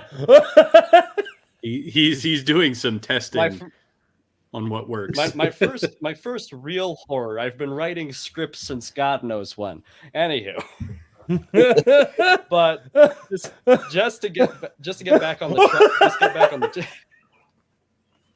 you know, Psycho is one of my favorite films, so I'll take it. And there's All that right. one time you Let's stabbed to death that no, sorry. Yeah. Yeah, no, we don't talk about that. Exactly. Shh, Richard. So the Oh, truth sorry. is that there's a devil's trap. What the happens in film. Vegas That stays in word. Vegas. I know the statute of limitations and all that. Anyway, what? All right. To get back, after getting back 50 billion times over, there has been a lot of troubleshooting in the workflow. I mean, a good example of it has been quality candor, which God knows I tried to do because, you know, I'm crazy. I'm thinking, oh, with enough coffee, anything's possible. You know, and I tried to do a series, Cult Refresh, which is still going to happen. I'm just moving it to a bi-weekly format because my psychosis said, hey, try to pull off a 20-minute, fully edited, fully researched and recorded video a week. You know, why not just do the entire work of a local PBS station as a single human being? Go to town. What's the worst? No problem. Jet lag, and I've never been on a plane in the past few months. That's exactly what happened. Oh my God, it's and it was always the same procession. It was always Monday, curate, easy. I review this, I review this, I review this, highlighting these awesome indie works, spotlights for anything from rare ass 45s to literally a fine art gallery just set to music for like a solid minute as like a break because I don't have any ads or whatever. And then all of a sudden Tuesday rolls around and I'm like, ain't that the truth? But what happened, but what happened always was this. I tried to have the script done on Tuesday. It was never done on Tuesday. So I tried to do it Wednesday. And the thing is that it was always finished so late whenever I'd go to record. And this was back when I was recording on a condenser mic. This beautiful little thing is dynamic. Wait. Whoa. What dynamic do you have? This was just the name says Mauno, but essentially I just grabbed this. Okay, yeah. It's no. Actually, I have one of those. I actually have one of their soundboards up there. Yeah, for USB mic too, its line level noise is almost dead silent, which is great for me. Because that was the problem with the condenser. Yeah, the the condensers are bad because they pick up everything. They'll pick up a car going down the road 5 miles from your house. Like, unless you have a sound treated room, condensers are really tough. Well, the condensers that I've worked with do that, but I've worked with higher dollar condensers that are vocal booth condensers. Yeah. So No, maybe that's I just totally my get it. I totally get it. And it also drove me insane trying to edit Alan Firedale because doing the narration is easy because I found the voices kind of just came naturally. There were voices that kind of fit within my register. I wasn't going to stretch myself to do anything outlandish or pantomime. There are some really funny nods to various people. I mean, the voice of Alan Firedale himself started as kind of a nod to, I believe it was Robert Easton who played Lieutenant Sheridan in an old Jerry Anderson show, Stingray. And it's kind of this bouncy Southern sort of cadence, but slowly it just kind of slipped. It kind of just merged with my own voice. So there's this kind of pep and pickup to it that doesn't quite have the same, up and down quality that Easton's voice had. But recording all the voices, that came easy. Sitting there and reading over the script, yeah, you stumble on lines here and there, but you just go back and you re-record and then you edit all of that. But it was sitting there and having to listen for every saliva click and every syllable, and it just I sat you there get sick of hearing your own voice the night before we all launched Quarter. Yeah. Oh, you do. Especially because when I look back on it, for someone who's totally untrained actor, it's good stuff. It's just I'm sitting there listening and I'm hearing every single flaw. And it's like you don't want to throw the baby out with the bathwater, especially when it's the night before and you're doing final mix on everything. Dude, I remember. And it also was good for me that I. Oh, sorry. I was just gonna say in that same regard, like knowing the vocal stuff. Like I remember after like my second demo disc, we actually went to a more professional instead of just recording it in the basement because we realized we suck at that. But after my second, like there was this line, I can't even tell you what song it was. I think between like because we did 2 weekends and then the second weekend I think I did 16 hours worth of singing. My voice was shot that Monday, but. Yeah, no, it was bad. I couldn't. I physically couldn't speak for like. I physically couldn't speak for almost 3 days after that. And I pushed myself as hard as I could because it's on an album, so you can do that. So I can actually get. It's not like a live. It's not a live area where I can kind of hold back a little bit and you get the live ambient. But anyway, I was listening to this track, and I was like, I don't like that line. And the guy who was recording us goes, why? And I was like, well, play it again. And I was like, see, right there. And he's like, what are you talking? And I had him zero in, and he's listening to it, and he goes, I don't hear anything. I was like, I bitched out on that line. I don't like it. And he listened to it, and again, he goes, I get it. As soon as I told him, I was like, dude, I pussed out. Right. And it's crap like that when you start listening to your vocals, you're just like, I really did that thing that way. And for me, it was, really? I sang that line that way? Like, really? And then when you're listening to your vocals and you're like, and I do it with YouTube videos now, and I'm like, did I really say it like that? Was my voice really doing it? And you have to learn to not hate your voice. And especially with a condenser microphone will make you hate you more than you can possibly, because I mean, every mouth noise that you make, it's like condensers are the devil. Oh, it's hideous. It's hideous. And the funniest thing is the most I ever put my voice out on recording this was back when I was recording the pilot around September, October. I think it was around October or so. I originally had the idea to kind of lean into the sort of hellion quality of the character. And I'd been listening to a lot of Ian Gillan era Black Sabbath, and I tried doing the witch cackle he did whenever he sang Black Sabbath live. Oh. And that shreds your voice. I got one good take of it, but that shreds your vocal cords, man. But that's fortunately that's the most strenuous thing I've ever done for the series. And I have it as a soundbite so I can slip it in when I need the ambience. But it's just mixing this past episode, especially. And that's why I never did like the witch cackle stuff, because you're right, dude. Just doing that, those manipulations that people like, you use muscles. Too. Oh my, well, that's the thing too, is because you actually have to push it forward, So it's not like, because you can't just like, you can't just do it all the time, right? Like that that shreds the voice all of the time. And people, and that's what I love. That's what I love about the artistry of it, is you get to figure out those things that you get to do like once in a while.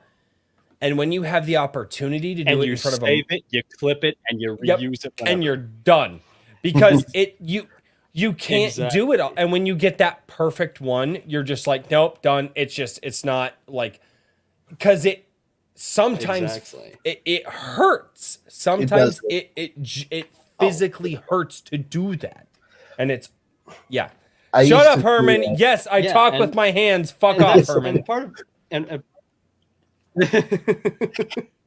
I used to do haunted houses during the Halloween. I'm the Italian in the room, so yeah, there you go. Oh my God, you never shut up with your hands. Fuck. Yeah, always waving them around. I used to do haunted houses for the Halloween season. The long and short of cackling was nuts. Yeah, oh God, cackling is, dude. If you've ever tried it, just for like, dude, I perfected the Joker laugh. It hurts, dude. awesome. I still have trouble with the Joker laugh. Like I can get his small, like, you know, the lower one, but I actually have to get into his voice before I can get that. But that loud bellowing, like from like dude, I've tried it and I literally fucked up my voice for a day off of one. It's hard. Funny story about the Joker voice too is that Hamill's really weird story about how sometimes influences get mixed up. Mm-hmm. The main villain in Alan Fairdale, General Langdon, who's kind of this surrogate dictator character, he originally started as a salute to Frank Reddick's portrayal of the Shadow, the very first version of the Shadow. Oh, wow. The weed of crime bears bits of like that kind of deep gravelly sort of thing. But as I performed, and a lot of that didn't necessarily come from the voice. That came from the microphones at the time, though. A lot of that came from because super high mid microphones that we just don't have. I mean, we do have microphones like that, but we don't record like that. So we think it's a voice thing, but it was actually just a microphone thing. Part of it definitely. Part of it was definitely Reddick, and part of it was likely the microphones, because I imagine there were a lot of ribbon mics still going around at the time. But what hamill as I went on and was redoing the lines is some of that sardonic Mark Hamill Joker started slipping in. So it went from trying to do this very constricting, here at the throat kind of voice to something with a bit more life to it, I'd almost say. The problem with Reddick's Shadow, in trying to do it as a solid character outside of the presentational way he had done it, is that, one, I'd be ruining my vocal cords in the opposite direction as opposed to projecting and really letting loose. I'd basically be sitting there, permanently constricting, and for time like immemorial. You're being choked at all times. Exactly. Well, it's and Hamill pulled from a lot of that too. I love Langdon. I love Langdon. Well, Hamill pulled from a lot of the old time stuff. That's where he kind of came up with the voice. Dear friends, we are gathered here today to the famous one that we know. He pulled from a lot of that, and a lot of the. It was old time commentator voices. It was well, and that's where he got a lot of that from. He was trying to go for showmanship. And showmanship and voice is really, really hard to do. If you've ever even just tried to screw around with it, right? Oh yeah, but I love his because it was mildly sinister at all times. Oh my God, yeah. Well, but it was jovial at the same time, and that's where Hamill. Ladies and gentlemen, and it was, and it's a really, really hard to do. It's one of the voices that I love playing around with, because there's so much going on in it. It's jovial, it's sinister, it's the nicest thing about voices like that too. because I've done that. I've toyed around with some of the voices Rob Paulson's created over the years. But the thing is, I never use them in the show.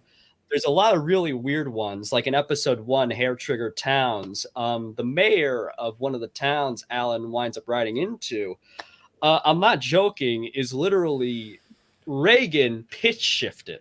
And not that I did post-production pitch shifting. I literally was doing the Spitting Image version.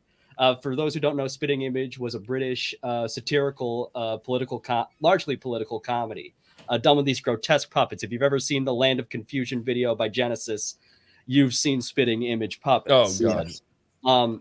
And actually, Reagan does open and close the video. But that style of voice, but with a little more, look, my chickadee. We have been gathered here today for a birth. Well, no, this one's about a week and a half old. That's a lovely Beautiful, though. Beautiful. Yep, nope, this is one of our new layers.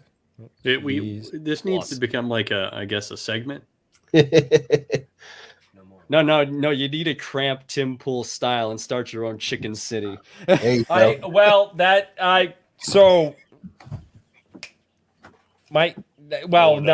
can't live stream from there because I don't actually have internet out of the area. But yeah, no. But yeah, it's my wife's out of town and my daughter is amazing because I'm at work when the regiment goes on. I know how to take care of chickens, but I don't know how to take care of my chickens. Right? Right? Seemingly always the way it goes. Yeah, no. And so my daughter is amazing, and she's handling. I know how to prepare chicken. I also know how to prepare chicken, and generally, so here's what you do. So you get one of these out, right, and then you hang it upside. Anyway. Yes. Right. Oh, you mean cook it? Oh, okay. I'm sorry. I'm a few. No, you're on the right track. All right. You're plucking getting there. is the hard part. Oh God, I hate plucking. All right. I've never done it. I don't. Well, I have I've done it. I have done it, but I'm usually the guy. I'm several steps before the plucking. I'm the guy that has to go get them, and then make them. Anyway. Make them dead. Drag people into the domain of me shilling once more. As shill. Indeed. No, because what the hell happened to this stream? The chickens this time. We shilled Anvil. We got halfway through me, then all hell broke loose. Anyway. What, dude? No, like we almost didn't shill Anvil until almost 30 minutes in. Because I think we were still doing intros at about 8:30. We had I had a what's in the box. Like Brian McCoppin sent me a bunch of stuff, and that's what it was. And then, I'm sorry, Richard. I apologize. Oh no, I'm pleased as punch with the way everything's going. So I'm happy. Right. Golly gosh, Willikers! I just really love what you got. Pleased as punch? Are you fucking kidding me? There's a silver punch bowl over here. Don't I'm gonna have one of the hirelings bring me a glass. If you think Richard's bad, I've been watching enough Harlan Ellison to fill you with archaic verbiage. I'll reach for the screen and smack you in the next Tuesday. I'll slap you so hard you wake up and wait, what? Oh God! What was that? What was the older one? Nope, never mind. Lost it. Go on. All right. Go outside and get a Switch, kid. Been there, done that. So, ironically if you're raised by enough, Southerners, you know what that means. I own the belt that used to beat my ass. Not even screwing with you guys on that one. It's hanging in my closet. Nope. My dad is like, here, I'm too big to wear this. You can have it. When I was like a teenager, I was like, oh, sweet. Dude, I wore that thing with pride. I wore that thing with pride. And now you tell people that, and they're like, oh my God, your dad. Like, shut up. Never mind. That's a rant for Sunday. All right. All right. I will drag everything back. Kicking it. No, it's fine. Here's also the problem too. Jake, here's what I want to do with you, Jake. One of these days. All right. And it may or may not be on an Iron Age Nights because we have somewhat of a we try to keep a thing. I want to have a stream with you one day, Jake, and I've known this since the first time that I met you. I want to have a stream with you.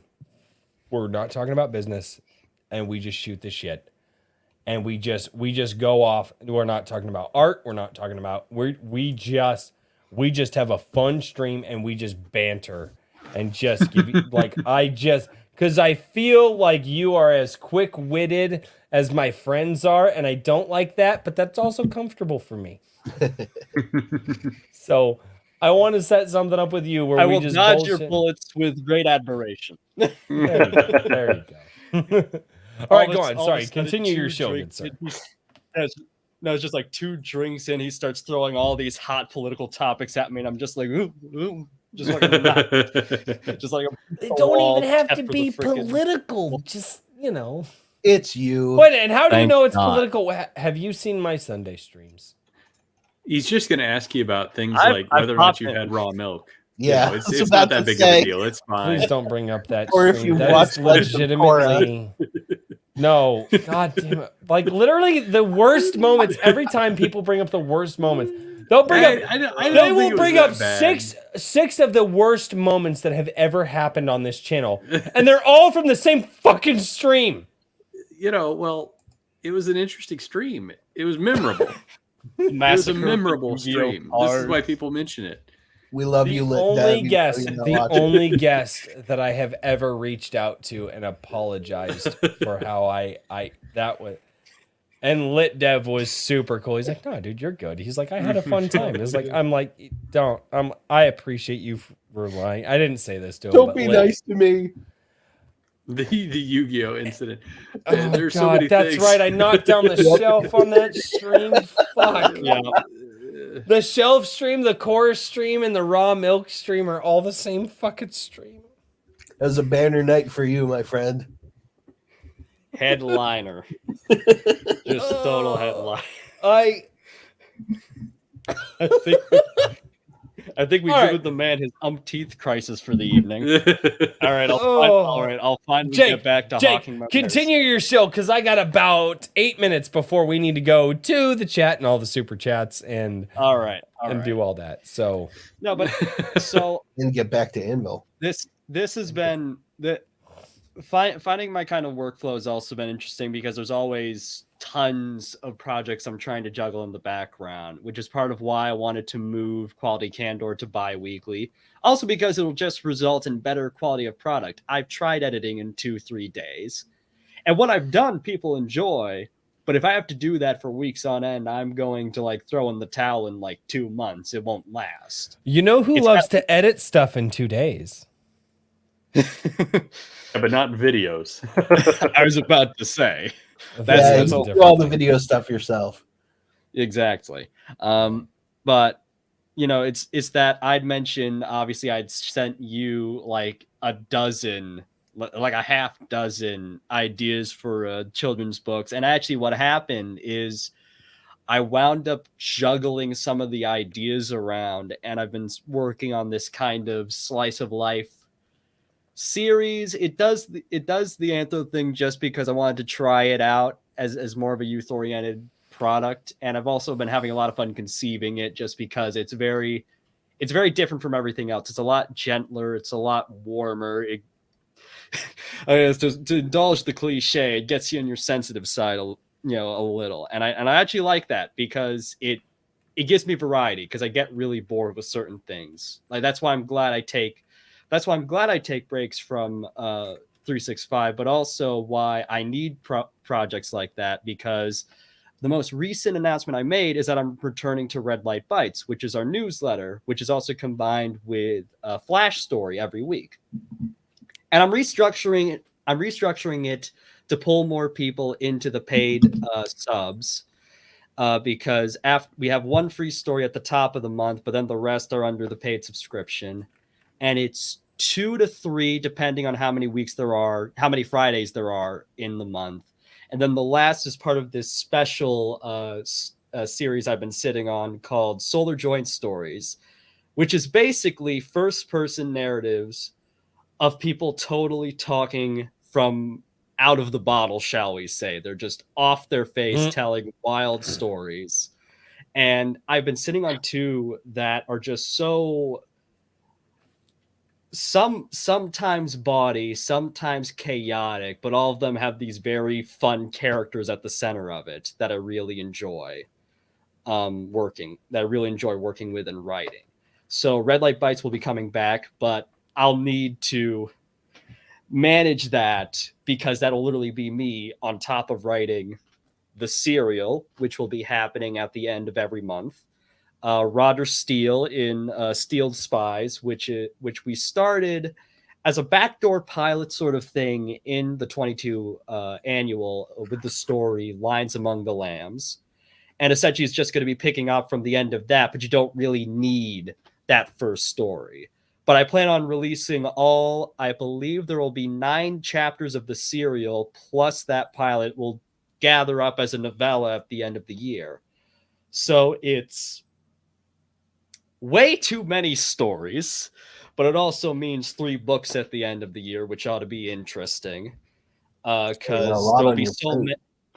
Exactly. Because I mean, I did the math, and there could be 24 to 30 of the Red Light Bites because I give myself monthly breaks. Once the quarter's finally out, top of the month, top of June, top of September, top of December, you don't hear from me until the last Friday, which is when the Steeled Spies installments are released. Kevin and I are also juggling a comic at the moment, and I won't go too deep into it, but Mr. John V. Page and I have been getting up to some musical antics, so I hope to share that in relation to 365 as well.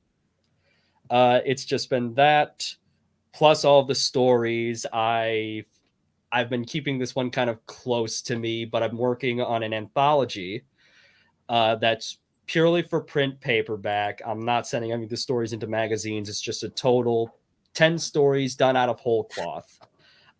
Because I went through a very indignant period, shall we say, about magazines, the state of magazines. And this is something I wish my internet hadn't freaked out, because I would have loved to have gotten in on talking about the state of the market. My frustration has always been this dichotomy between the prozines, which many people are averse to, not just for political reasons, but just because insane wait times, you get rejected for, any little thing really. But on the flip side, the problem with the indie scene is that it's largely been hobbyist. And my one hope for Anvil is that, especially with a full head of steam like we've gotten in this first issue, we can make this a regular stable. Maybe it's not full rolling submission like any of the legacy magazines. I mean, for God's sakes, the magazine of fantasy and science fiction is still rolling under whatever fumes are powering it. Right. But I hope that something like Anvil and Anvil itself can take us out of the hobbyist sphere, where it's annual submission windows, where it's you've only got a week to send stuff in, that's that done deal, when you never get a chance to figure out where the hell anyone is accepting submissions. Because we had stuff like Roland broken up by, I think it was literally just money grabbing crap is what broke up Roland, which was one of the great networking sites and the great ways to find listings for magazines that were, accepting, work.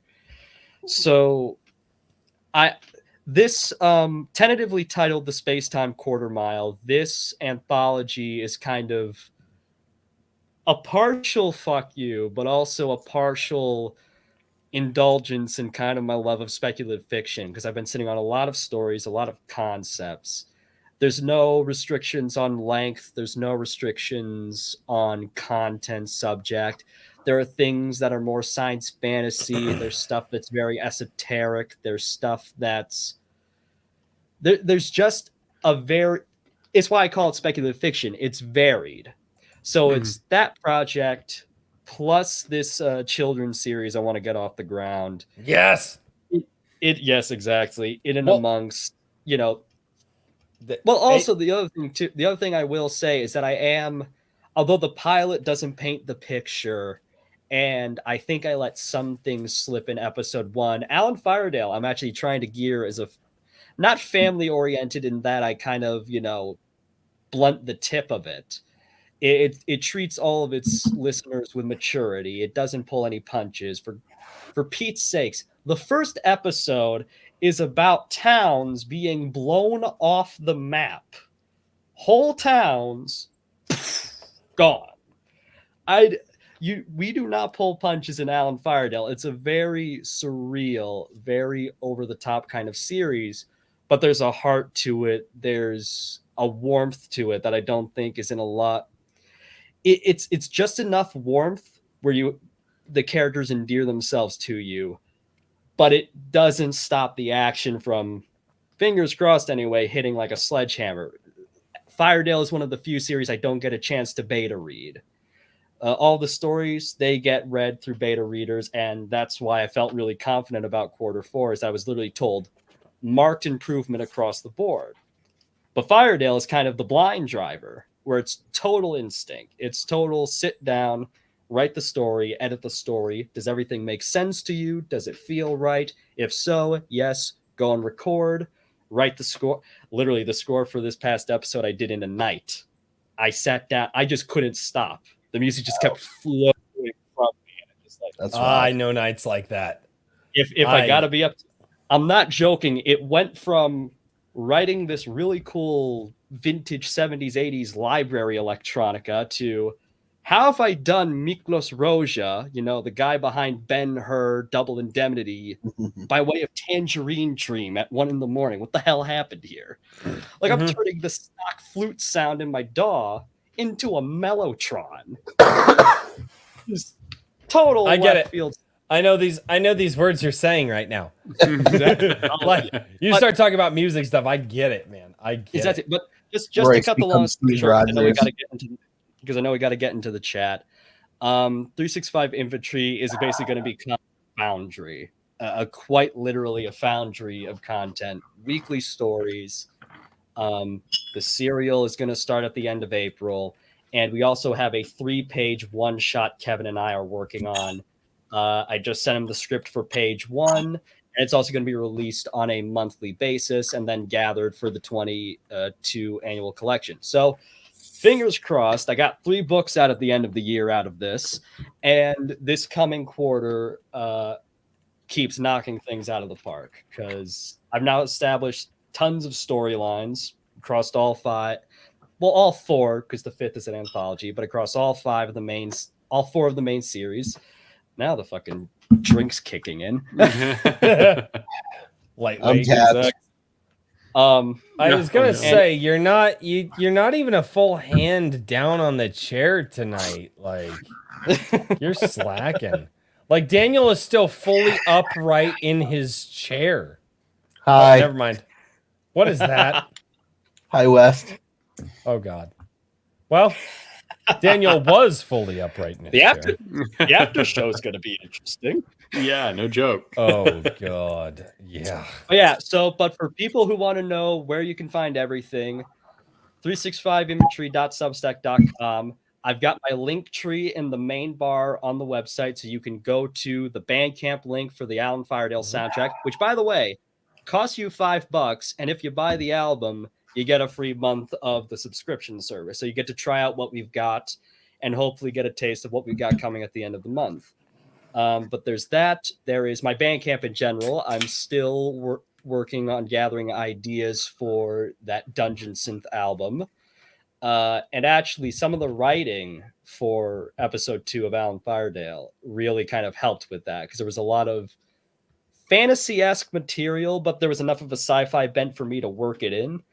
But it's given me some ideas for that project as well. So keep your eyes peeled on that. I've also am trying to keep up on the monthly singles releases, but April might be the one time I slip off the wagon.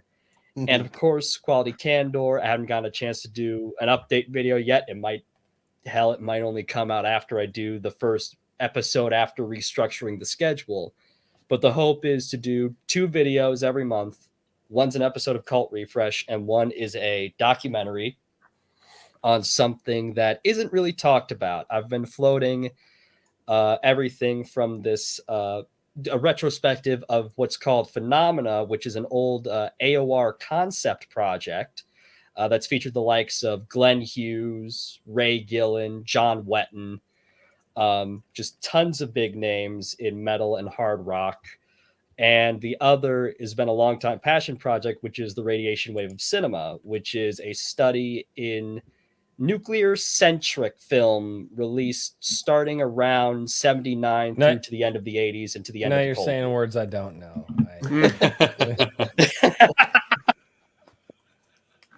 It's bound to happen at some point.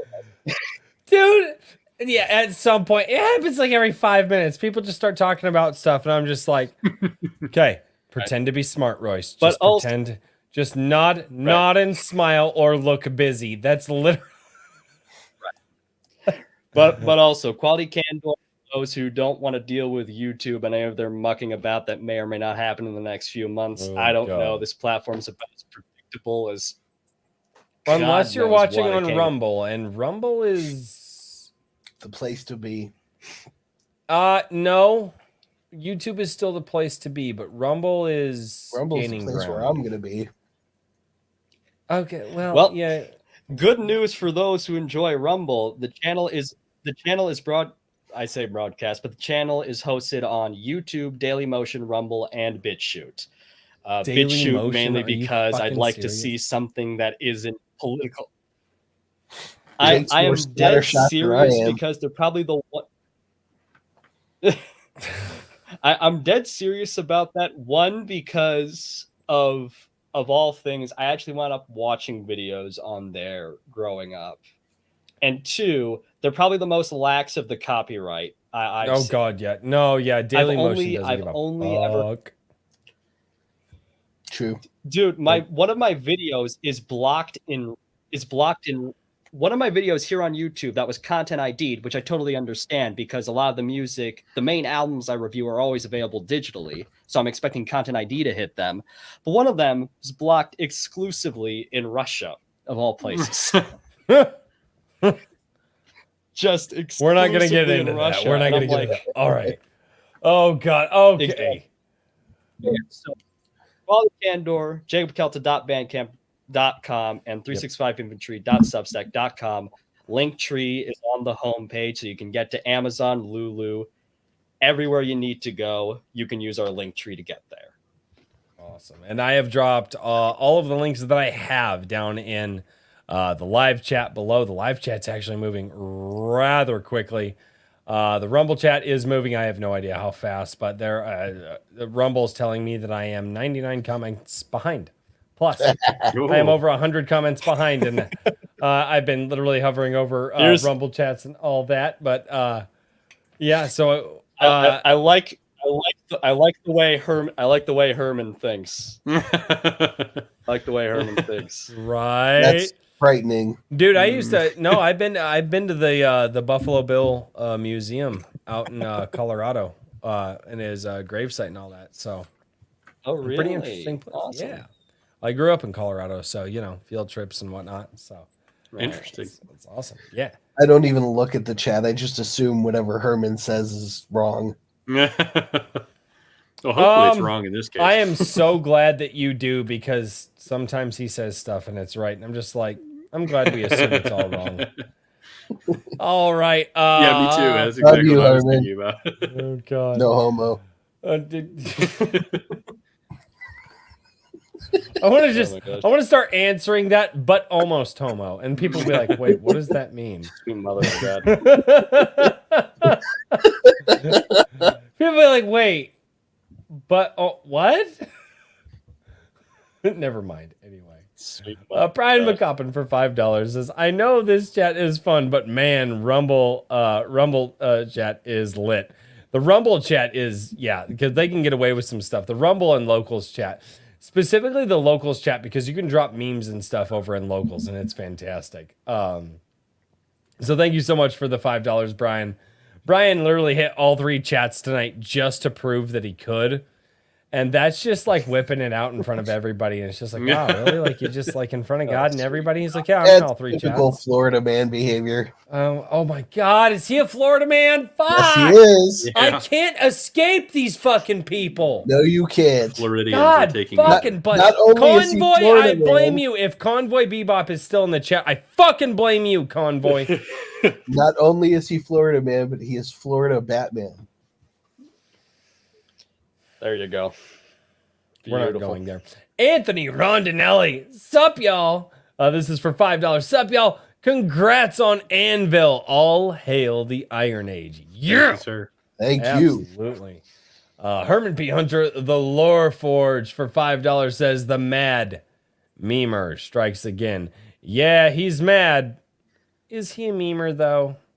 Are you really? Yeah, no, he actually made the Wicked Destiny meme. He actually Yeah, he's a memer. He memed my fucking hair that. Hi, Herman. Geek on for $2 over on YouTube, and I'm going to do the YouTube, and then I'm going to do the Rumble, and then I'm going to go over to Locals if anything comes over on Locals. I'm probably going to miss a lot of things.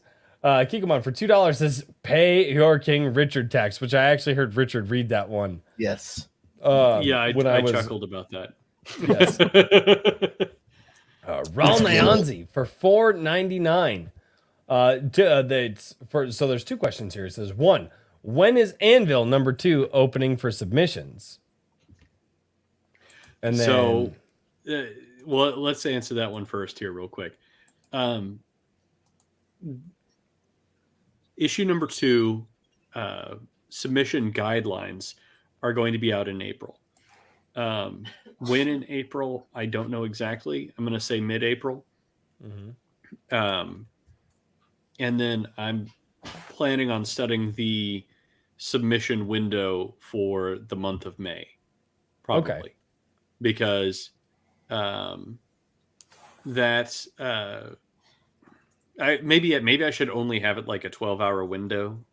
You know what I mean? And then we just reject everybody who doesn't meet our arbitrarily ridiculous guidelines. No, I'm joking. I thought Taylor was trying to hand signal at least something there. Jesus Christ. And the king comes out, peasants! Yeah, be gone with you. No, You've had your time in front of the king. The king needs to do more important things, like count my shillings. Dear God, what do I have to do? Make shady backdoor deals to get a goddamn story read around here? Jesus. Yeah. Well, no. I'm thinking probably either the full month of May or the first 3 weeks of May, something like that. Because that would actually be roughly in the same timeline. I'm going to try and replicate the timeline that we did for issue number 1, but with a little bit more awesome early. Well, give us a little bit more flexibility on time with the art, essentially. So I'm preparing to get started on that a little bit sooner. So yeah, because I think the editing wise, I think the short stories, I mean, were edited and pretty well done. Probably a little bit. Real quick, this just came in the chat. This is not a super chat. This just came in. Chris M. Says, will issue number 2 be on Indiegogo 2 or probably switch to your website? Prefer all my donations go to you. Are there plans? So okay, I mean, that's a big thing. That's a multi-part question. Was there another part to Raul Nyanzi's question before? Yes, there was. This is in the regular chat and it's moving, so okay. I just wanted to. Let me go. I think I can save that one. So let me go. I'll save. So Chris, it's not a super chat, but I did save it because that's a good question. So let's go back to Raul's question. I could see it right now. Actually. Yeah. So number 2 was from Raul Nyanzi says, I tweeted something at A Drink with Crazy about clashes on the frontier.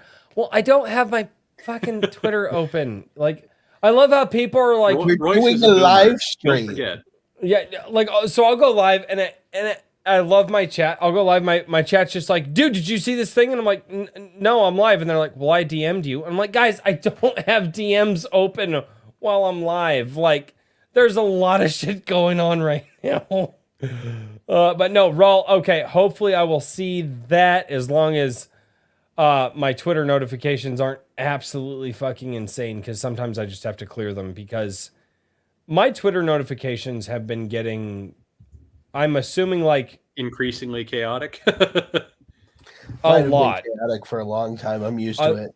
I am not. I'm used to like, hey, you got here's 5 tweets for the day, and now it's like, hey, here's 50 to sometimes over 100, and I'm like, what the?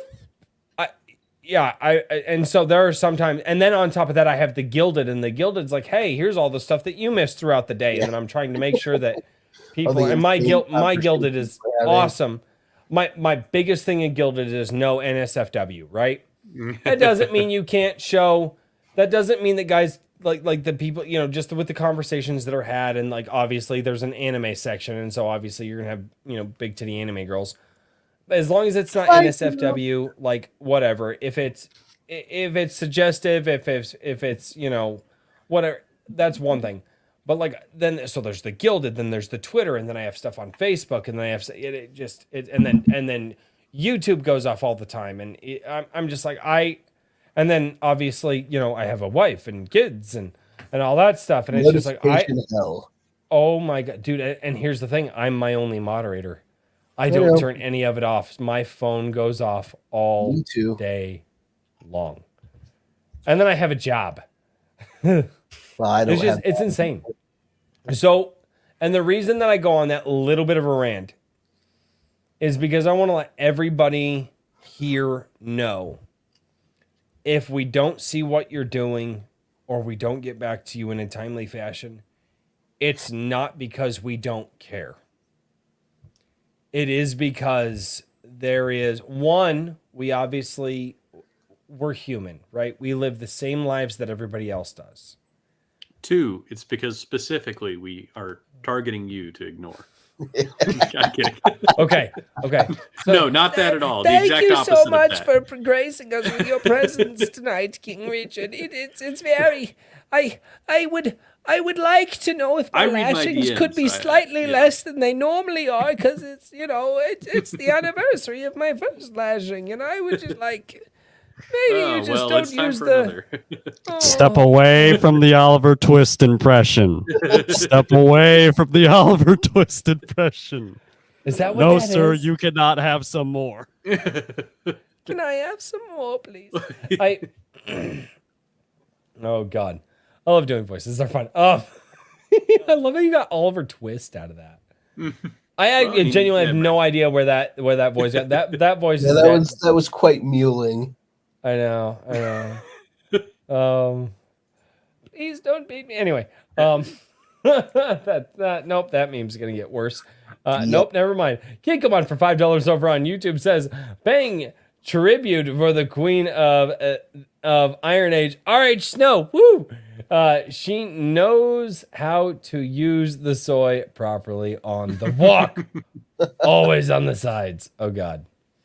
Kikomon's mad at me. I legit thought Kikomon was gonna walk away from the channel when I said that. I don't like soy sauce. Soy sauce. Shame. Soy sauce reminds me of like Ralph from The Simpsons. It tastes like burning. That's what fucking soy sauce reminds me of. It's just oh God. Chris M. So this is the question. Yes. Here, Richard. This was not a super chat. So Chris M. Says, will issue 2 be on Indiegogo 2, or probably switch to your website? Prefer all my donations go directly to you. So there's going to be a couple of changes with issue number 2. I'm not necessarily making any guarantees about anything. I would also like to get off of Indiegogo, at least partially, because Indiegogo is a source of new customers, which don't get me wrong. Like I of course like the sales factor for that, sure. But more importantly, I like getting the word out, and I'm fortunate that I don't believe Indiegogo has shadow banned the campaign yet. Will they you shadow start ban? making some more money? They will. Yeah, they probably will hit the second one. You know what I mean? So as soon as that happens, then there's no incentive in my mind. That said, can we comment just how fucking sad is that, by the way?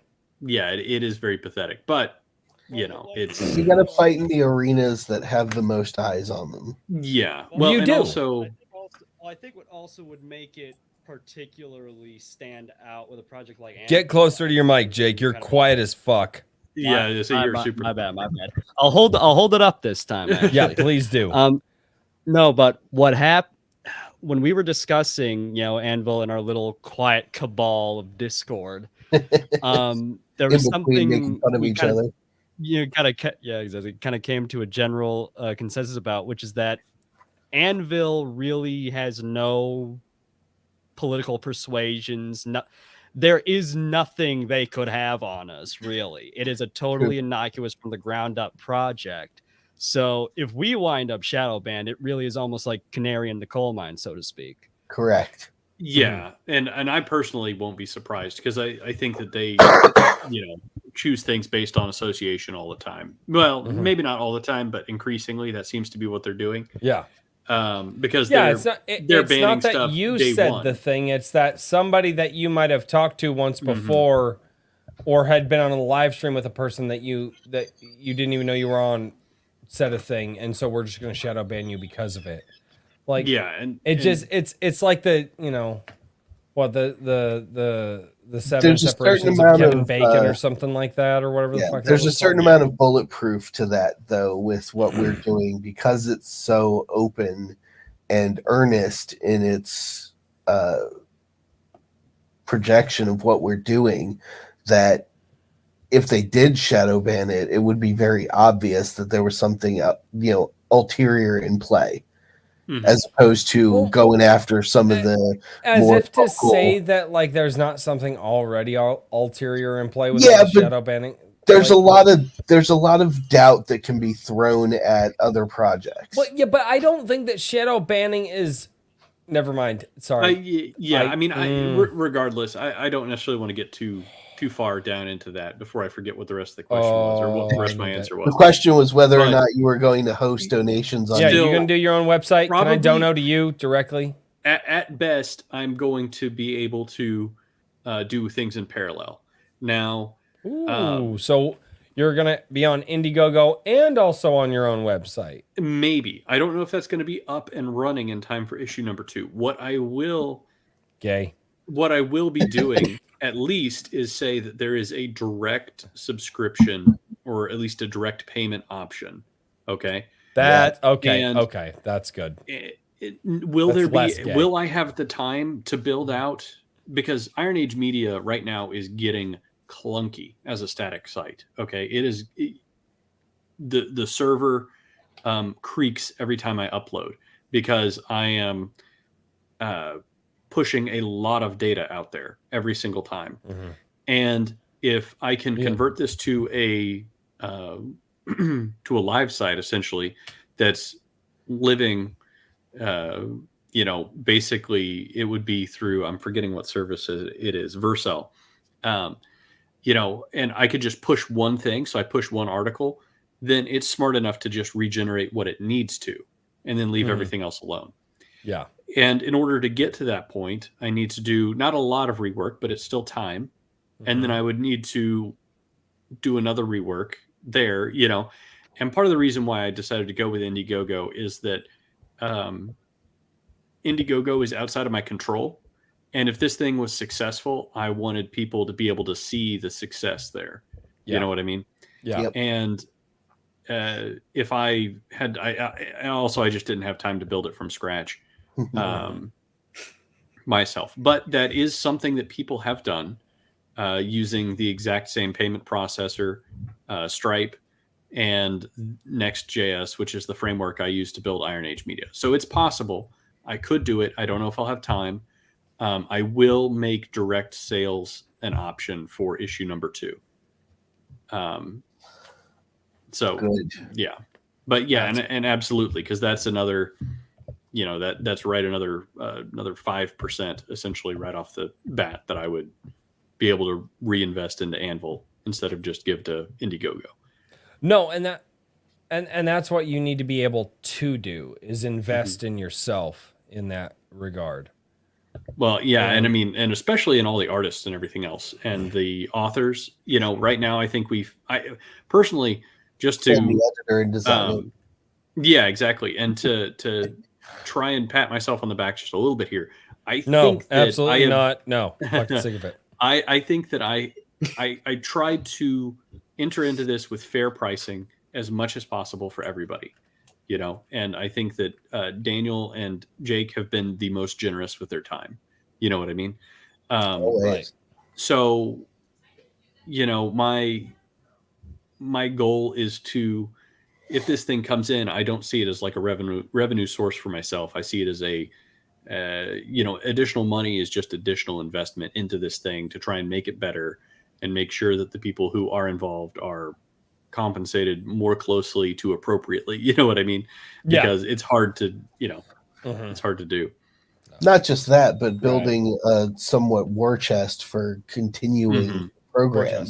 Well, and also buying magazines because you know, buying some additionals, because right now, honestly, the rate that things are going at, I'm inclined towards doing, you know, at least the minimum price entry for a booth of some kind at the H-Town Comic Con, and just, you know, printing an extra 50 mags and taking them and trying to sell them. You know what I mean? Yes. And you know, because the stretch goal, the 30K stretch goal in my mind is a double wide, a big booth.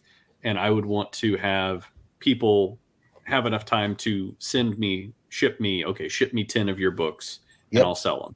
You know what I mean? And so on and so forth. But if I can sell them, and if I can't sell them, then I'd have to figure out what we're going to do, yada, yada. There'd have to be some amount of good faith effort and everything else. But yeah, I would. Okay, well, we'll have the. I would love to. There you see go. you and well, I think we made a promise several weeks back, which was less of a promise and more of the chat forcing us into it, as my chat does. But I think we're set for IronCon 2025. Oh well, yeah, that's definitely happening for sure. Fuck yes, me sideways. We just have time. We have time to put it together. God knows where this is going to grow. Yeah, 2025 is for sure. Okay, get on board, Royce. Really quickly, guys. I More want to make a somewhat mild announcement, but it's really cool and it puts a smile on my face. In my breaks to go check on the children's and whatnot, checking everything as I do. A Drink is Crazy just hit 2,000 subscribers a little while ago. Hey. Yeah. So very nice. Hey, there's a certain symmetry there. You're like 1K whenever we did our first interview, right? Yeah. Yeah. And now we're interviewing about that Anvil. day. It was and that we're doing 2K. day. Yeah. Perfect. Yeah. So yeah, it's there seems to be with Richard's success comes my success. That seems to be. I've been watching too much anime lately. I was gonna be like, that's like some rivalry shit, or like I don't even. I've been watching like Black Clover lately because I didn't watch that back in the day. I am 2025. We're gonna have to get in a fist fight. Is that part of the? I mean, we could, dude, but I am allergic to getting my ass beat. Like, it's this really bad allergy. I get like black puffy eyes, and then I start like bleeding from the. Dude, it is a really shit allergy to have, dude, man. Can you just imagine getting in a fight after you turn 30? I haven't been in a fight in a long time. God no. Oh God no. Lord. High school never ends. Yeah, you throw a punch and then throw out your back, and you're just like, wait a minute, this was. we try to do something as a meme, and we're both like, oh God. We would do. We could though. We could do like as long as we just like did like a perfect still. Oh my. Yeah. Oh, I need to pull this up. Who the fuck? Brian? Okay, we gotta share this. Florida man. Oh no. Uh-oh. No. Now I'm concerned. Royce getting excited about something. Yep. Here we go. This is from my locals chat. Uh-oh. Okay, locals chat. Oh, Hey. Just keep looking. It gets What better. hold on. I'm blowing this up here. Okay. Dear God. Yeah. Oh, the ball. Okay. All right. This is perfect. I don't even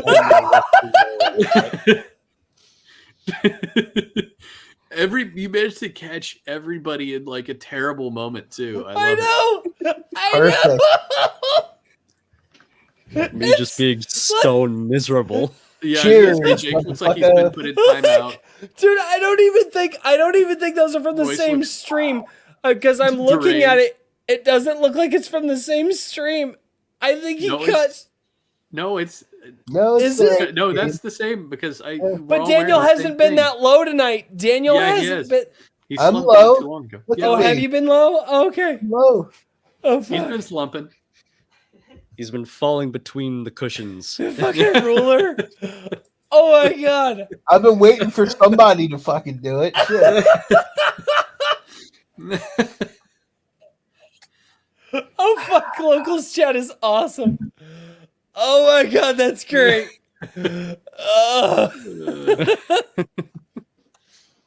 That's excellent. Oh god. Okay. Oh shit. So can you put Well images in the locals chat? Can what? You can Yeah. post images. Yeah, Oh, that's you can nice. post images. You can post images. I think video. Don't quote me on that, but yeah, no, locals chat. You can do a lot.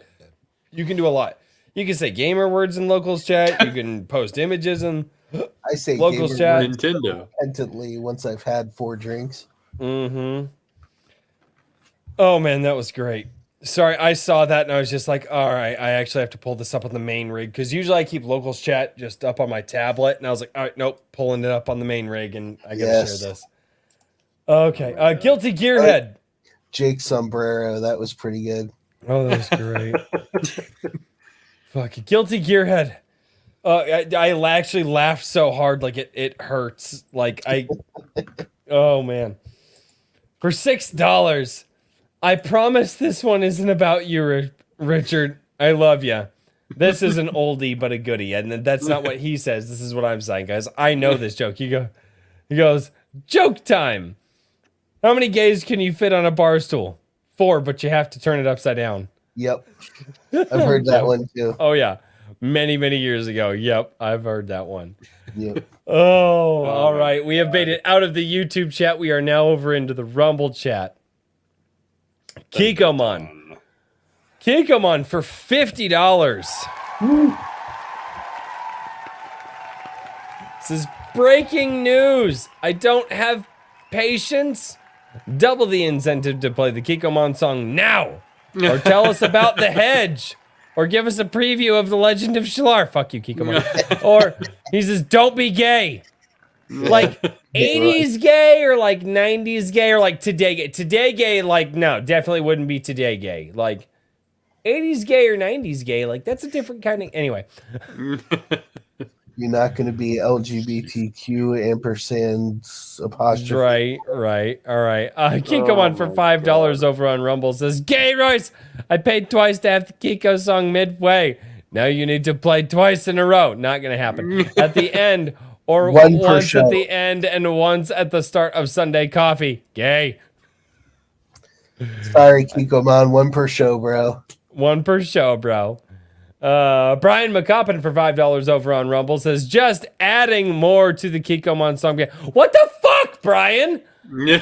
He says, just adding more to the Kikomon song being played. Yes. Fucking Kikomon. Show me, show you, mofo. You're the Kiko. I said I'll play the damn thing. But I'm not going to interrupt the flow of the conversation. The first 2 hours is for the guests. Kikomon over on Rumble. And for people who are like looking at like the Rumble, like I don't see Kikomon's name. He has a different name over on, but I know the symbol. King Richard, best of luck conquering new land that no other retarded king is trying to conquer. First in the game. Woo! Thank you. Doesn't that feel good? It's this. I get a slight stinging here on the side of my, I'm too drunk. Oh, well, and Kikomon has supported Anvil, and like I said, there's going to be a Kiko giveaway at some point in time. So that's nuts. He's an awesome dude. So no, he really is. He really is. And for those who only know Kikomon in like the online, like I've actually talked with Kikomon one-on-one, and the guy is just awesome. The guy is awesome. Absolutely destroys us on stream whenever he gets the chance to, but the guy really is cool. Kikomon for $2 says, it's okay to be closeted gay, Royce. I mean, one, no, it's not, and two, never mind. Just got burned in Gilded chat. Did you? Yeah. Fuck, do I have to get tagged with this UPMC life-changing medicine? It says, call your doctor if you show symptoms of RLSS. And it's a picture of me slumped in the chair. Oh, God. That's hilarious. That's absolutely hilarious. Kikomon $5. Who is they, though? Legend of Korra? No, fuck off. I hate you. It's always if I pinch my nose, if I pinch the bridge of my nose anymore, I'm gonna like freaking just snap the thing off. Welcome to my chat. How did Jake die? Turns out he pulled his nose off, kind of like Michael Jackson. Anyway, you can bleed. You can bleed out from that, apparently. I'm just fighting words, anywho. No, I don't give a shit who you are. I actually I don't believe any of the shit that they said against Michael Jackson at all. But I know. But I am also not above making jokes about anybody. It's 20 to midnight. I'm allowed to throw hands over anything. Right. Kikomon for $2 over on Rumble. Getting Kikomon flat out said he's like, nope, getting away from YouTube. He's like, Rumble's gonna be the place that I chat from now on, or at least the super chats anyway. Which a lot of people have been looking for that, and Rumble opened up the gates to that. So, which is awesome. But Kikomon for $2 says, GoFundMe for Jake to get a Nokia phone. Right? One of them Nokia bricks. Yeah. He never had the joy. Oh man, God. And let it go on eBay and it's just $20. I'll make that a stretch goal. Easy GoFundMe. Yeah, new stretch goal. Make this one a stretch goal. It currently is. Make this one a stretch goal. It'd be the easiest stretch goal ever. Kikomon for $2 says, Daniel, how much will it cost to tape a ruler on the chair? I've been asking for months. $1 million, because I'm not ruining the seat of power, motherfucker. It's tape. Right. You don't even have to. I'm not going to mess with the beautiful upholstery, okay? You have issues. Is there like a crease in it? Can you just like stuff a ruler in like the crease? Not in the upper part, no. That's gay. Let him be stubborn. Your face is gay. Oh, hostility. You know what? I'm used to it with my chat. The shit that I see in my Gilded on a daily basis, like, yeah, it's that.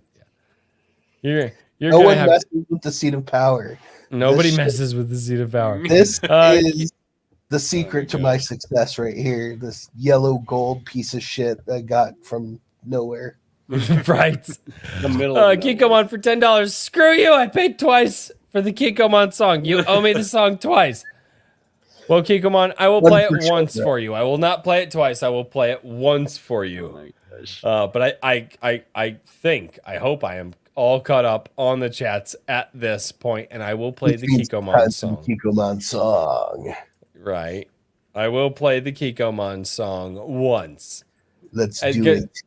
Yes. I gotta pull it up. I'm gonna do that. No, God, fuck, stop fucking ads. I hate the ads. Yeah, Yeah, I wish I could log on with my main account, but I can't because Chrome defaults to A Drink with Crazy instead of my main account. Because you're streaming. Also not wrong, but I wasn't asking you, Daniel. Too bad. So sad. Don't be mad. Just get glad. It's the Kikomon song.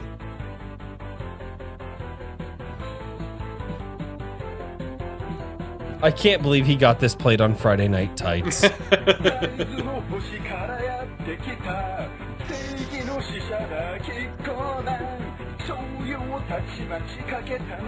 Jake's having trouble watching. Makes him feel worse about his own product, I think. I love how Jake's just How could I He's just rethinking his life choices. Why did I come on the stream? You know, this song gets better the more you watch it. I hate to say it, but it does. Show me. Show me. Prince itself. Kikomon!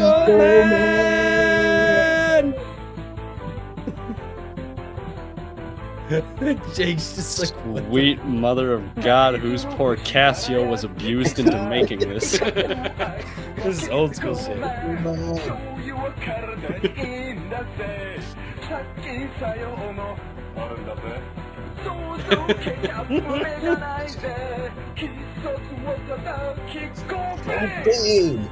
love Kiko Beam.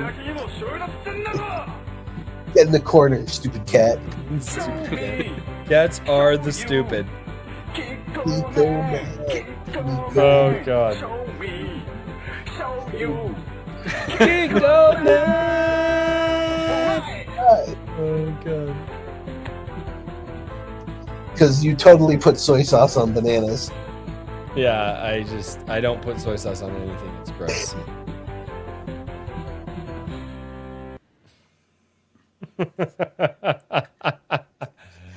You know, Power of soy compels you. Oh, you know, there's an God. old song by a doom metal band named Trouble. The band's named Trouble. Song's called Psychotic Reaction. I'll let you figure out the rest. Ram. And by the way, I gotta say it like this. Ram. He's one of the dudes that joined on a while ago. Ram, it's good to see you down there. Member for 5 months on the A Drink with the Crazy YouTube. It says 2K subs, Caucasian man. I'm freaking late though. That's okay. You're only a little bit gay because you're one of the OGs, Ram. You're only like a little bit gay. You're not like, a lot gay, but No, thank you so much, Ram, for being a member for 5 months, dude. I appreciate you. And hit me up on the Gilded, man. Let me know how you're doing, dude. I haven't talked with you in a while. So I want to make sure you're doing cool, man. Yes. Oh God. Chris M says we're not even into super chats at this point. We're just into regular chat. So we've descended into madness. The best. Chris M says it's 11:45 on a Friday night. The hell you have me watching, Royce? You can blame Kikomon for sending in like $100+ for that. Worth it. A question I'm asking myself now. Welcome to a drink with Crazy. You will question your life choices. Not where you'll question them. You will.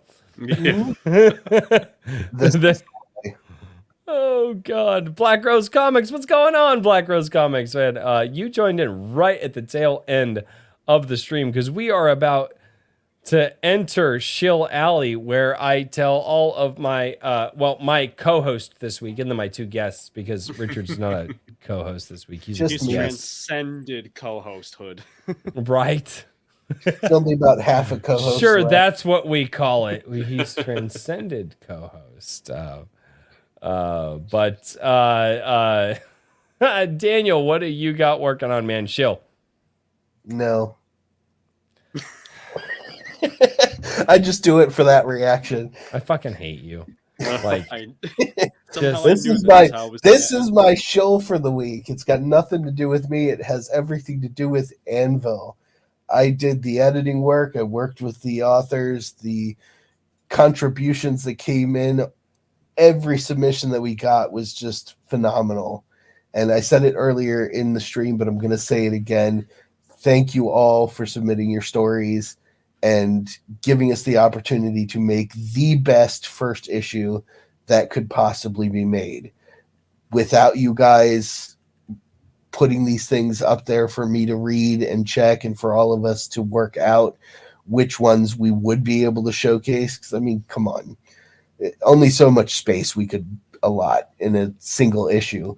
But and also something had to be there. Otherwise, I'd just be staring at blank pages. Exactly. So thank you all for submitting and being involved and being part of the community. We love you guys. And Anvil couldn't be what it is without you. So my shill is for everybody that is in our chat and has submitted to us. Yes, amazing. You guys are the you guys are awesome. You guys are the champions of the Iron Age, really, seriously.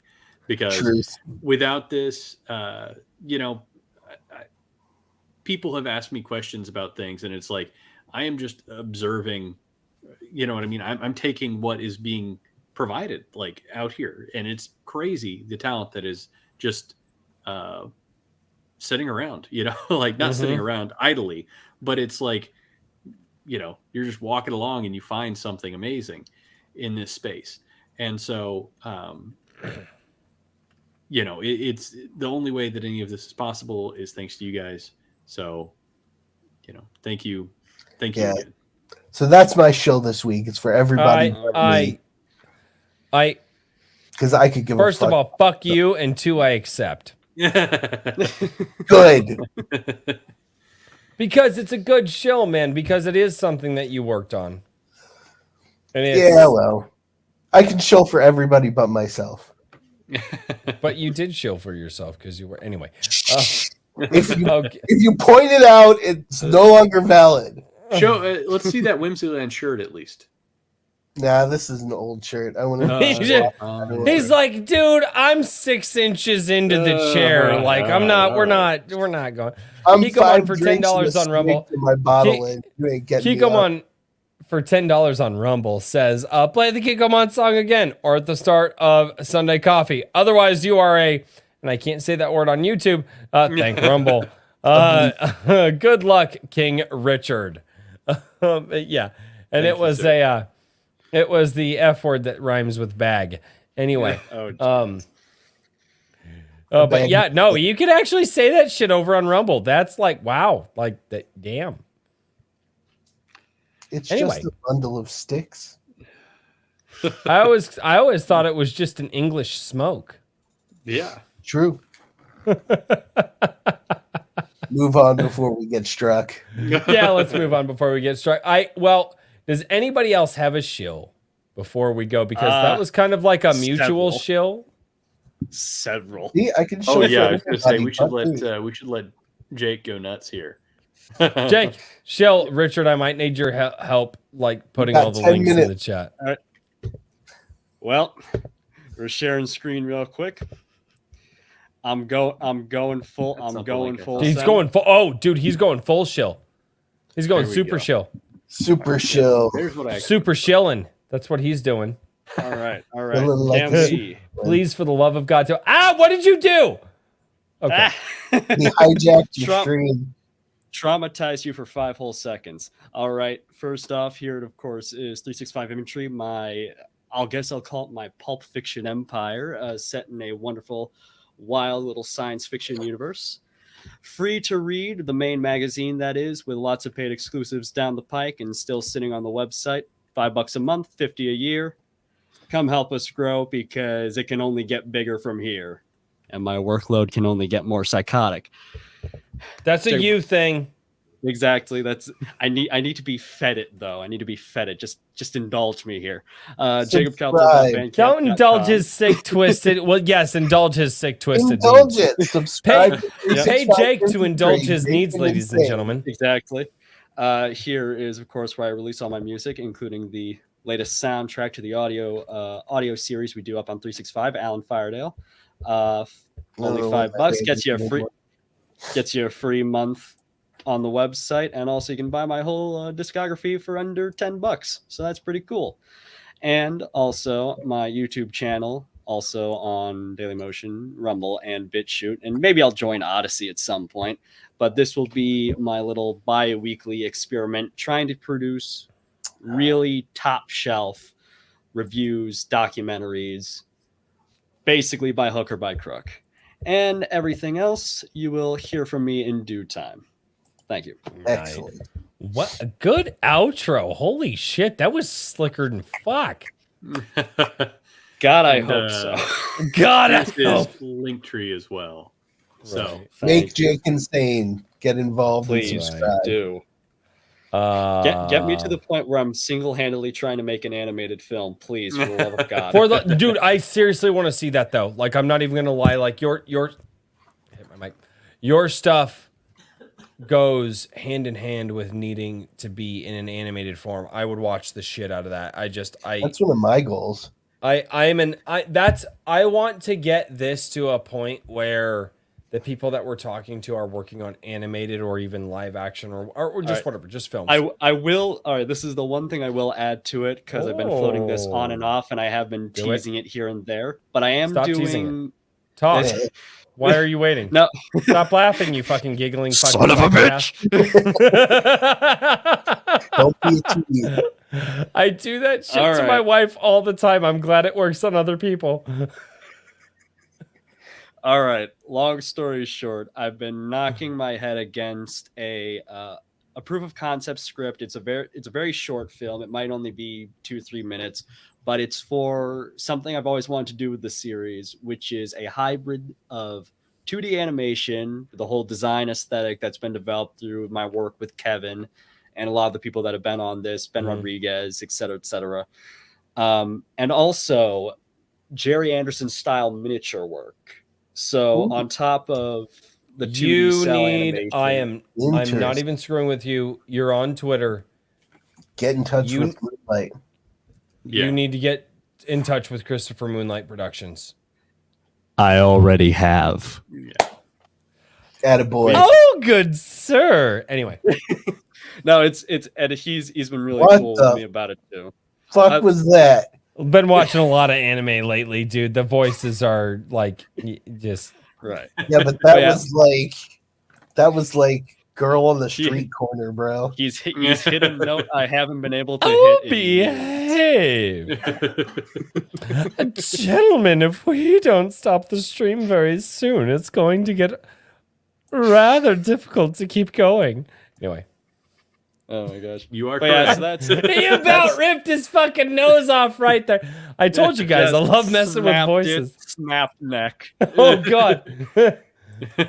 What happened to Jake? Well, you see, gentlemen, Jake was just a little too excited on this stream. No, Roy, stop. I need a designer what was for the old what was the old ASDF movie joke?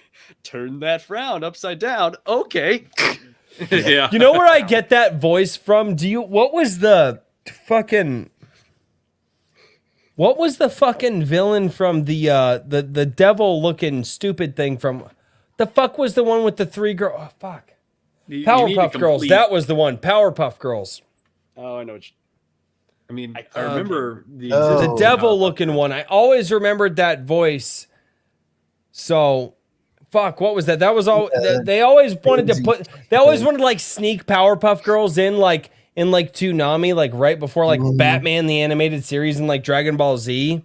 So if I ever ended up at like Grandma and Grandpa's house and like I had Cartoon Network on before, but what was that? I can't think of because he always talked like that. The Red Devil thing with the monkey. Didn't he have like the fucking crab hands? Yeah, pincer hands. Yeah, that's where I get that voice from. It's where I try to. It was vaguely non-gender. Yeah, Dr. Chimpy. Yeah, like that. No, that's Mojo Jojo. It's totally different. No, that was Mojo Jojo. I remember him. Jojo. Oh fuck yeah, that's right. That's how he sounded. Yeah, no. What was the fucking one with the pincer hands? What the I fuck can't was remember his the name of it. It was like him or something. Oh yeah, people in the chat. Him. Oh. Oh yeah, okay. yeah. Yes, drunk brain still retains information. Drunk. Okay, like, yeah. Wonder why No, people but are saying him that's in where there. I don't get know. that. That's where I go get that voice from. It's one of the few things I fucking hated that show. I fucking hated that show, but for some reason, just something that retarded stuck in my brain of all things. Yep. Which Is I it- mean, you know. I'm just. So Just the gonna only leave it voice there. that's more camp than that is probably, I know, freaking Space Sergeant 101 from Terrahawks. Because he always talks like this. Oh god, I hate the nasally guys. They're Totally nasal. Mhm. He's a fun character though. He's a very fun character. I really love him in the show. you know, I need to set up a show with everybody where we literally just talk about characters from like cartoons and stuff that we grew up with, because and just go over just the audacity and just that some of those shows had, and just some of the great voice acting that's been like one of the guys that does not get enough credit is Clancy Brown, which I think he actually did he pass away just recently or no? I don't know. But anyway, Clancy Brown, if you guys know who that is, like that guy is legendary. Fucking legendary. But yeah, I won't go into that because I can't. Better to burn out than to fade away. Right. Oh, dude, I love Good news, Clancy Brown's still with us. thank God. Good. Because you know who I'm talking about though, right? Yep. Yeah, that guy has done so many things. But with that being said, ladies and gentlemen, All it's about that time. voices. Oh boy. It's that time. The Ladies and music gentlemen, is thank you so done. much for being here. I appreciate it. Buddy, You guys are awesome. Salud. we love you. The fuck is that? Are you Russian? Or wait, is that German? Wait, are you German? I'm a mutt. That's all you get out I of am. me. Yeah, I'm a freaking Heinz mutt. 57 blend of the whitest shit on the planet. That's what the fuck I am. Hey We guys, are all we are from the one different like away from bloodline. 50 likes on this stream. Can somebody hit that like button it so up. we can hit 50? That would be awesome. I know the fucking mic is on, Herman. Touch the like button. Yeah, touch that like butt. Be like Nemo, ladies and gentlemen. Oh, hey, and if you guys want to join the absolutely awesome... Hey, we hit 50 likes. Yes! 50 Yeah. people touch that butt. Yeah. In the clutch. Right? I'm past 50? Oh, You got it already? YouTube told me I only had 49. YouTube for the last hour said I had 49, so YouTube's lying to one of us. Guess which one it is. it's lying to you, Royce. Yeah. You'll never be able to guess who I'm lying to now. Messing with your head. Shut up, baby. Don't be a fool.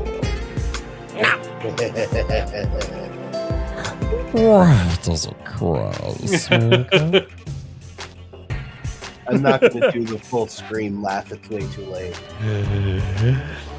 Ladies My and neighbors gentlemen, would be thank like, you "Oh." so much for being here on Iron Age Nights. We will see you all next time. Cheers, everybody. Good night, everybody. Good night. Good night, nurse.